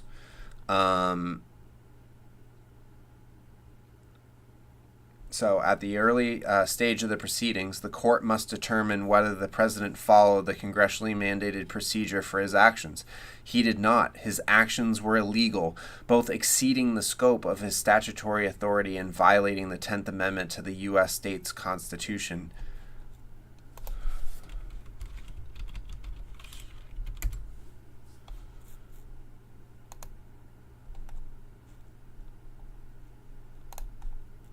The federal government only has those powers delegated in the Constitution. If it isn't listed, it belongs to the states or to the people.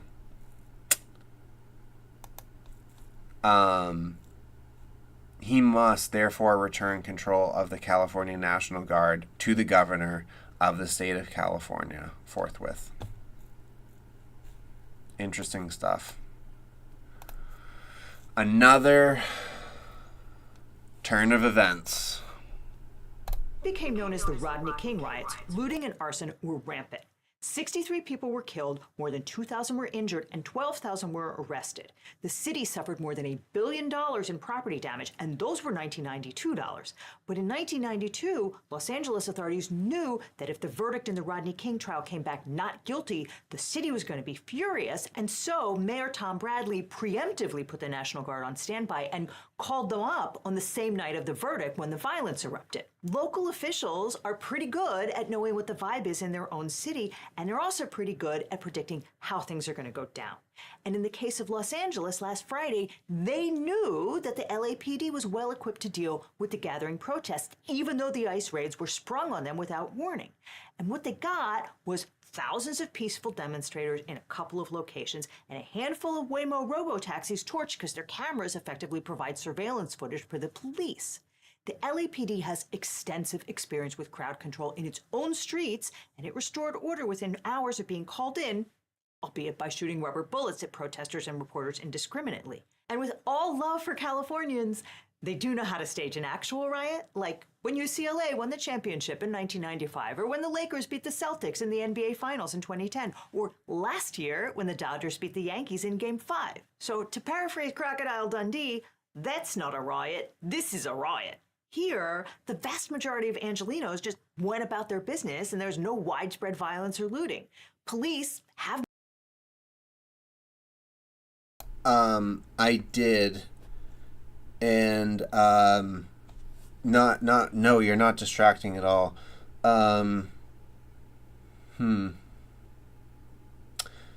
We might have to put a pin in this so I can quickly go over, because it is massive breaking news, and I wanted to get, like, a little bit further,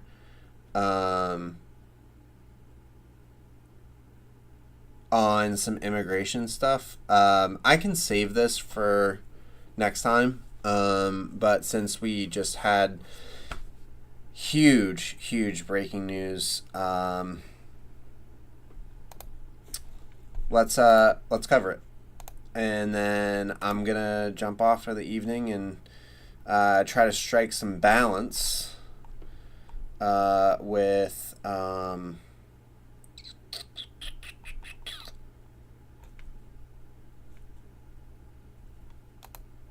getting off. So 1 second, guys, as okay.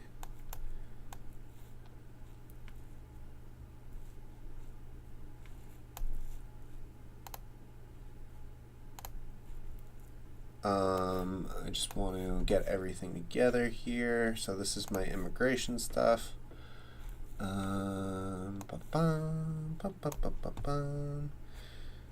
Okay.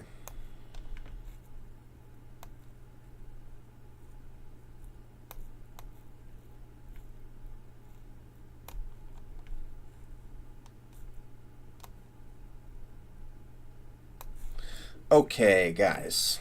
So, going back to the breaking news, there's been bombs dropped by Israel on Tehran.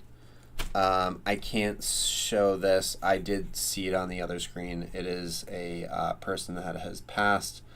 There has been a confirmed casualty of Israel strikes on Tehran. So this is from the Times of Israel. The Israeli military expects its operation against Iran's nuclear program and long-range missile capabilities to last for several days. So this is the first of what I'm assuming to be many attacks. The military is preparing for heavy fire from Iran in response to its airstrikes tonight. If you know anything about the conflict as well, Iran is one of the only countries to get through the Iron Dome. They attacked Tel Aviv airport recently. So they are a real threat. That's why Israel has wanted to attack them for quite some time. So it's been on their list of places to attack. And I went over... Iran supports Hamas. They support the Ansar Allah movement in Yemen. They support the Hezbollah in southern Lebanon. So Israel is, to say it lightly, not a huge fan of Iran. So let's go from the beginning. Israeli military official says Israel striking dozens of sites across Iran in an operation called Rising Lion. Israeli military officials told Reuters the operation could take a long time and is also targeting Iranian commanders.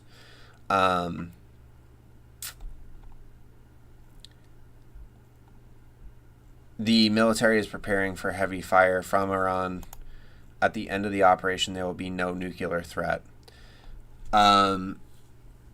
So I haven't reported on this yet, obviously, because there was domestic stuff that I wanted to cover. However, this was on everybody's docket because Israel was hinting at it, and it got leaked. However, the U.S. sometimes does that as a means to like put international pressure on them for them to not attack Iran. Even Trump said he wanted to bomb Iran if the nuclear talks don't go well. So they have bombs, potential bombs and actual bombs coming from at them from all directions. So the actual bombs coming in from Israel right now, and then we can cover Trump. Rubio claims no U.S. involvement and urges Iran not to attack U.S. interests or personnel. Iran said that it would take, let's read the Secretary of State, Marco Rubio. Tonight, Israel took unilateral action against Iran. We are not involved in strikes against Iran, and our top priority is protecting American forces in the region. That's why they've been evacuating them the last couple of days. Israel advised us that they believe this action was necessary for its self-defense. Oh, a story as old as time. We have to preemptively attack you to defend ourselves. That is classic Israeli Hasbara, which means explaining in Hebrew. President Trump and the administration have taken all necessary steps to protect our forces and remain in close contact with our regional partners. Let me be clear, Iran should not target U.S. interest or personnel. Good stuff, Rubio. Good stuff. In his speech during the attack on... hold on one second, because I'm getting live updates from Al Jazeera as well.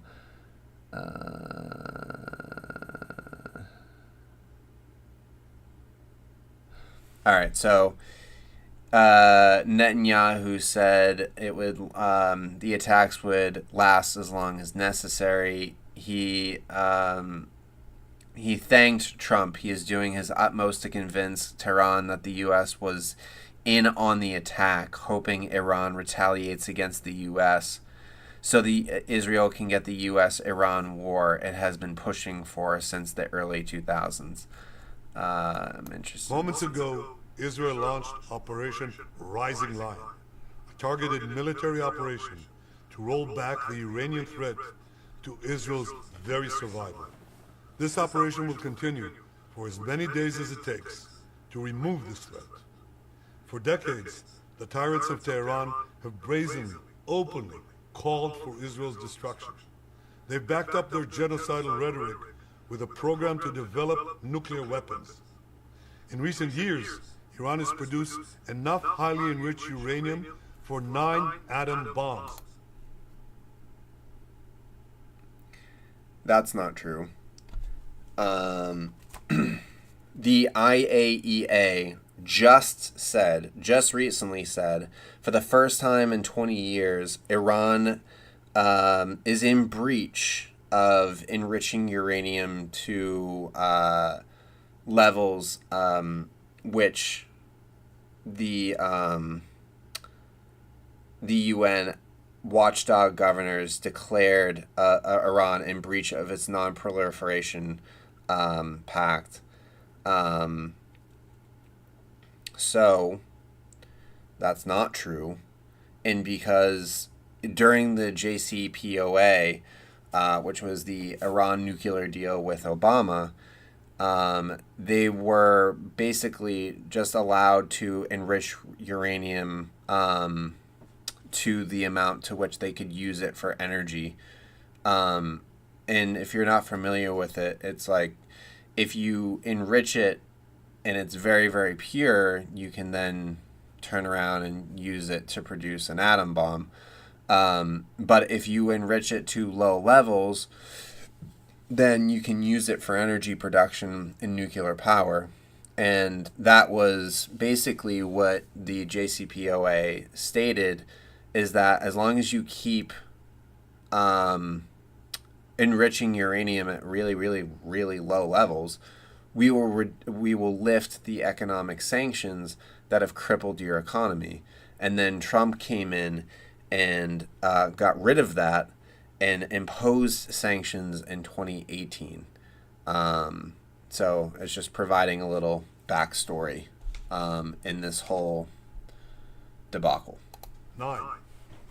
In recent months, Iran has taken steps that it has never taken before, steps to weaponize this enriched uranium. And if not stopped, Iran could produce a nuclear weapon in a very short time. It could be a year, it could be within a few months, less than a year. This is a clear and present danger to Israel's very survival. 80 years ago, the Jewish people were the victims of a Holocaust perpetrated by the Nazi regime. Today, the Jewish state refuses to be a victim of a nuclear Holocaust. It took him a minute and 13 seconds to mention the Holocaust. Perpetrated by the Iranian regime. Now, as Prime Minister, I've made it clear time and again, Israel will never allow those who call for our annihilation to develop the means to achieve that goal. Tonight, Israel backs those words with action. We struck at the heart of Iran's nuclear enrichment program. We struck at the heart of Iran's nuclear weaponization program. We targeted Iran's main enrichment facility in Natanz. We targeted Iran's leading nuclear scientists working on the Iranian bomb. We also struck at the heart of Iran's ballistic missile program. Last year, Iran fired 300 ballistic missiles at Israel. Each of these missiles carries a ton of explosives and threatens the lives of hundreds of people. Soon, those missiles could carry a nuclear payload, threatening the lives not of hundreds, but of millions. Iran is gearing up to produce 10,000 of those ballistic missiles within 3 years. Now just imagine 10,000 tons of TNT landing on a country the size of New Jersey. This is an intolerable threat. It too must be stopped. Iran is now working on what it calls the new plan to destroy Israel. You see, the old plan failed. Iran and its proxies tried to encircle Israel with a ring of fire and to attack us with the horrible attack of October 7th. But the people of Israel, the soldiers of Israel, rose like lions to defend our country. We crushed Hamas, we devastated Hezbollah, we hit Iranian proxies in Syria and Yemen. And when Iran directly attacked us twice last year, we struck back inside Iran itself. Yet in defending ourselves, we also defend others. We defend our Arab neighbors. They too have suffered from Iran's campaign of chaos and carnage. Our actions against Iran's proxy Hezbollah led to the establishment of a new government in Lebanon and the collapse of Assad's murderous regime in Syria. The peoples of those two countries now have a chance for a different future, a better future. So too do the brave people of Iran, and I have a message for them. Our fight is not with you. Our fight is with the brutal dictatorship that has oppressed you for 46 years. I believe that the day of your liberation is near. And when that happens, the great friendship between our two ancient peoples will flourish once again. I want to assure the civilized world, we will not let the world's most dangerous regime get the world's most dangerous weapons. And Iran plans to give those weapons, nuclear weapons, to its terrorist proxies. That would make the nightmare of nuclear terrorism all too real. The increasing range of Iran's ballistic missiles would bring that nuclear nightmare to the cities of Europe and eventually to America. Remember, Iran calls Israel the small Satan. It calls America the great Satan. And this is why for decades, it's led millions in the chants of death to Israel and death to America. Today, Israel is responding to those genocidal calls with action and with a call of our own. Long live Israel and long live America. Our action will help make the world a much safer place. I want to thank President Trump for his leadership in confronting Iran's nuclear weapons program. He has made clear time and again that Iran cannot have a nuclear enrichment program. Today, it is clear that Iran is just buying for time. It refuses to agree to this basic requirement of peaceful nations. That is why we have no choice but to act, and act now. The hardest decision any leader has to make is to thwart a danger before it is fully materialized. Nearly a century ago, facing the Nazis, a generation of leaders failed to act in time. They were paralyzed by the horrors of World War I. They were determined to avoid war at all costs, and they got the worst war ever. They adopted a policy of appeasement. They closed their eyes and ears to all the warning signs. That failure to act resulted in World War II, the deadliest war in history. It claimed the lives of 60 million, including 6 million Jews, a third of my people. After that war, the Jewish people and the Jewish state vowed never again. Well, never again is now. Today, Israel has shown that we have learned the lessons of history. When enemies vow to destroy you, believe them. When enemies build weapons of mass death, stop them. As the Bible teaches us, when someone comes to kill you, rise and act first. This is exactly what Israel has done today. We have risen like lions to defend ourselves. Over 3,000 years ago, Moses gave the people of Israel a message that has steeled their resolve ever since. Be strong and courageous, he said. Today, our strong and courageous soldiers and people stand together to defend ourselves against those who seek our destruction. And by defending ourselves, we defend many others, and we roll back a murderous tyranny. Generations from now, history will record that our generation stood its ground, acted in time, and secured our common future. May God bless Israel. May God bless the forces of civilization everywhere. Thank you. Moments ago, Israel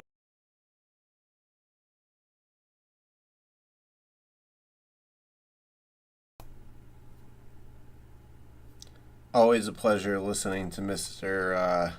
Netanyahu. So,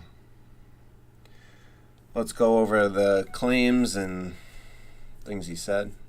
This is Operation Rising Lion, which is launched to roll back the Iranian threat to Israel's very survival. He vowed the strikes would continue for as many days as it takes. He claimed Israel struck Iran's main uranium enrichment facility at Natanz. Iranian nuclear scientists involved in weapons development, Iran's ballistic missile program. He accused Iran of producing enough highly enriched uranium for 9 atomic bombs and said it was recently taken steps to weaponize this enriched uranium.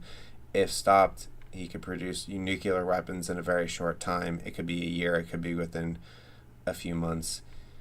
We just listened to all this. It's just kind of going over, he invoked the Holocaust. He claimed Iran planned to produce 10,000 ballistic missiles in the next 3 years. Wild. Israel's security source says it's increasingly likely that Iranian general staff, including the chief of staff and senior nuclear scientists, were killed in Israel's opening strike. I'm also getting info that the head of Iran's paramilitary Revolutionary Guard is also feared dead. Seems like some of the strikes. I guess for anyone that has epilepsy, don't look at that.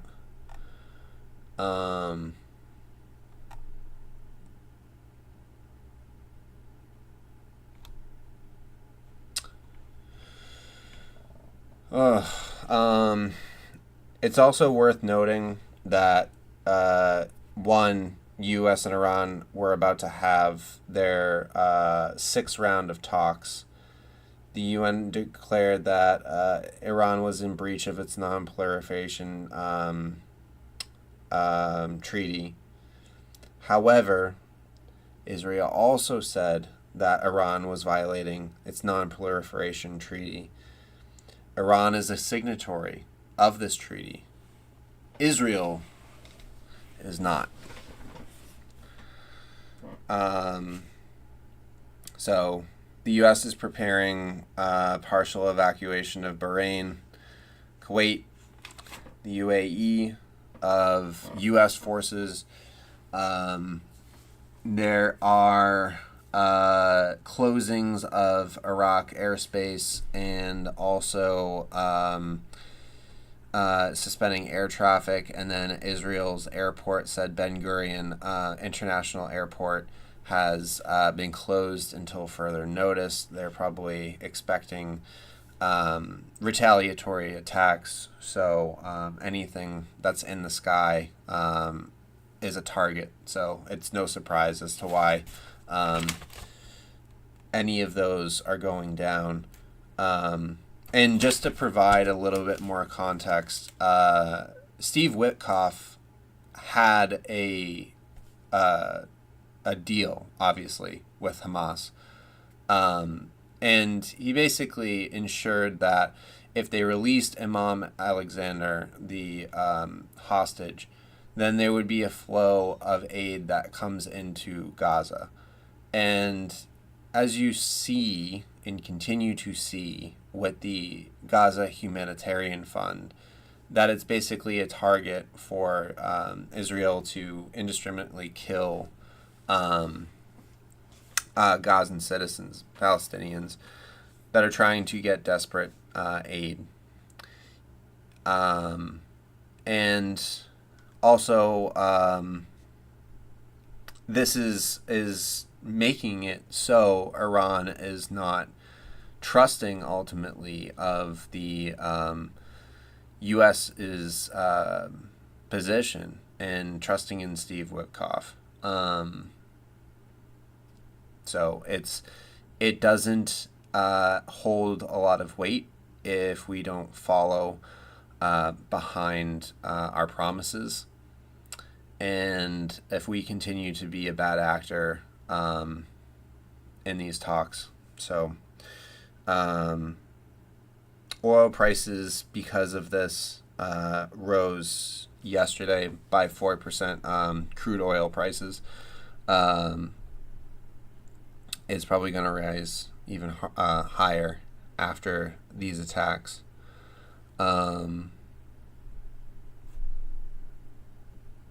And we're going to continue to monitor. On the Breaking Point's YouTube channel and Dropside's YouTube channel, also on Substack. And so I'll also talk about the analysis that we're getting back from kind of the Israeli side. So far, what I'm seeing is celebration across the board. And I think Israeli analysts are understanding this attack in the context of their ability to not only to kill Hassan Nasrallah, to assassinate him in Beirut, and also to basically with force put an end to Hezbollah's ability to fire rockets. And yeah, so let me put this one up here just to give you a sense of what else. People are so dumb on Twitter, I swear. Iran are. Give me 1 second. All right, let me share this.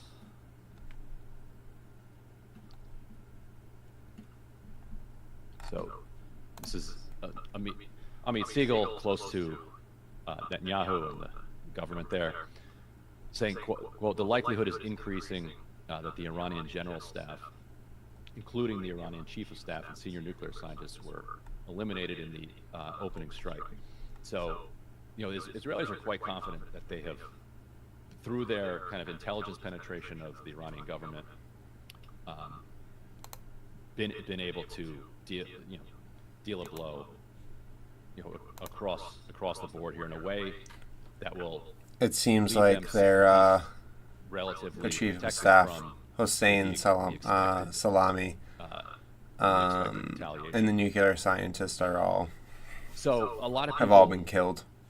I saw when they saw this news said, why?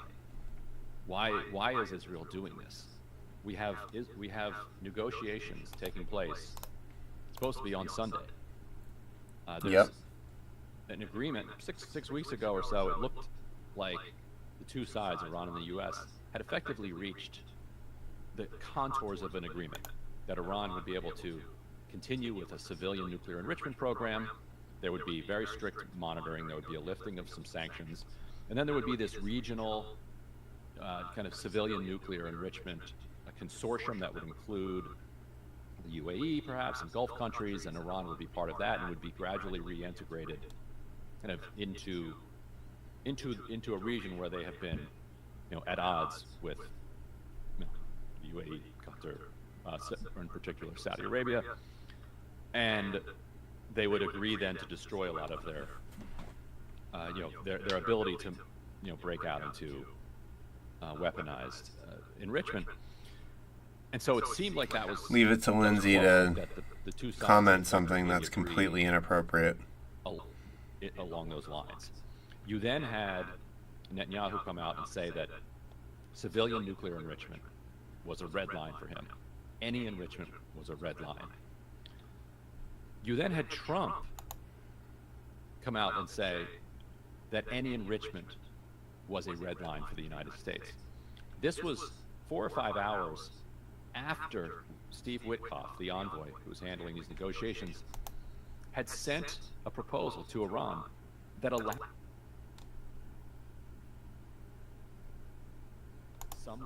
a small level of civilian nuclear enrichment so that Iran could continue with its civilian nuclear program. And so the question became, well, what's going on here? What is the U.S. position? Is it what Netanyahu said and then Trump followed, that enrichment is a red line, or is some civilian enrichment allowed? More reporting emerged over at Dropsite. We reported, and the New York Times followed, that the proposal, and Barak Ravid at Axios reported first, that there is in fact enrichment allowed for in the agreement. The Iranians sent back a counter proposal, and then on Sunday the two sides were planned to meet. And the question was, would they be able to kind of square this circle? The hope among people that didn't want to see a war break out was that all of this talk of bombing Iran was just bluster to try to give the U.S. a little more leverage to get a better deal, on Sunday. When Kind of figured that it might be that. But so why would Israel, if Iran is willing to give up its military nuclear program, But then they go around and actually bomb them. and rejoin the region, why would Israel want to disrupt that? That's a question that a lot of people are asking. And one response to that is that Israel does not want a nuclear weapon-free Iran to have sanctions lifted and to reintegrate with the region.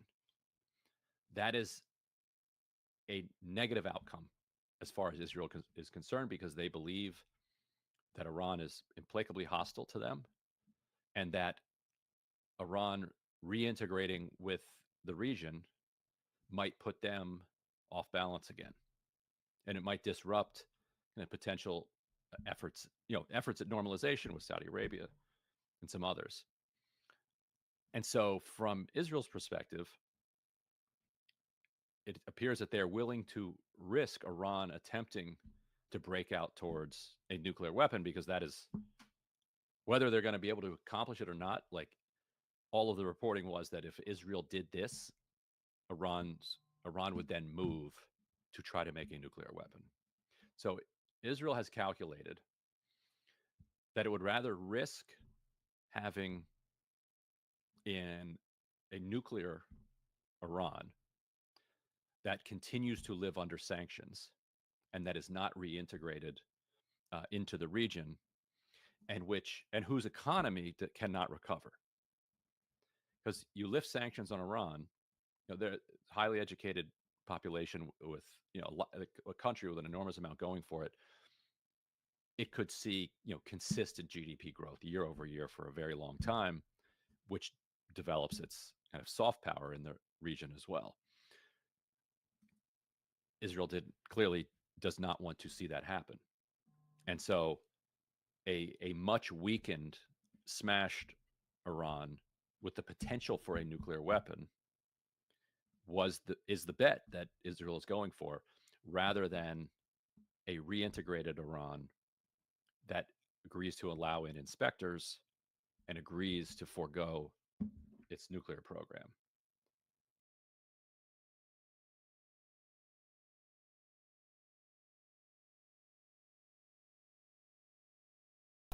That'll be the last thing. But I quickly wanted to say, if you listen back to Netanyahu's speech, he's like, our issue isn't with the Iranian people, it's with the Iranian state.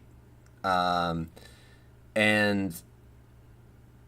as Ryan Grimm just pointed out, Israel is basically hedging their bets, wanting economic sanctions to still be imposed upon Iran, but they wanted them to take a shot at actually making a nuclear weapon, which gives them justification to, bomb all their nuclear sites.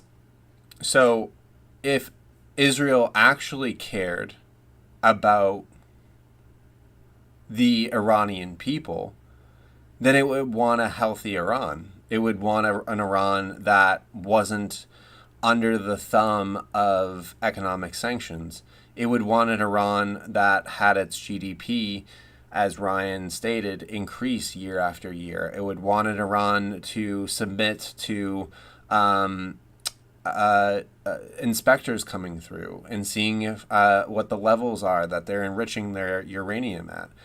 If they just went with the former JCPOA agreement that Obama laid out, and I am not a fan of Obama, but it was a valid agreement and it allowed Iran to be able to get back on its feet a bit. So, in summation, Israel does not give a shit about the Iranian people, and it's not just from my opinion, it's from their actions.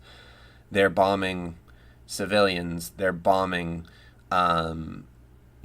sites, they hedged their bets to ultimately allow Iran to try to enrich their uranium to a higher level that they were enriching it, in efforts to push back against Israel's basically saying that they would bomb them about 3 or 4 days ago.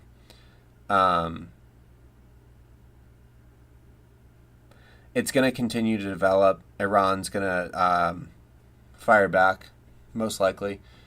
And you can also expect Lebanon and also Yemen to have some say in this as well, and even potentially Hamas. I don't know. I don't think Hamas is in any place to do anything, but we will see what Iran's response to all of this is, and we'll keep updated. I think I covered a decent bit today.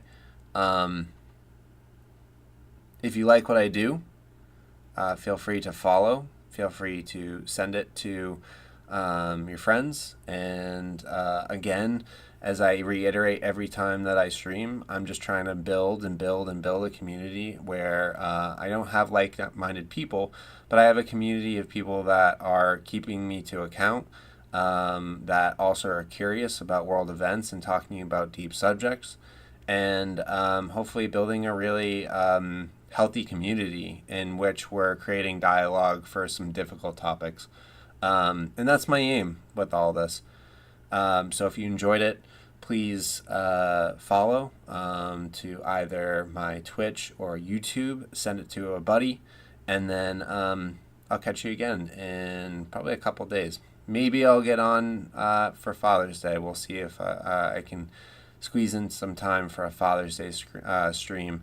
In the meantime, if you can follow my socials, I will be probably posting and reposting some updates on either X or Instagram. But thank you for all of you that have tuned in. The video will be saved for, I believe it's like 12 days or something like that. So if you didn't catch it today, no worries. It will still be there. Just thank you. I appreciate all of you watching, and I hope you have a wonderful rest of your night, and thank you so much.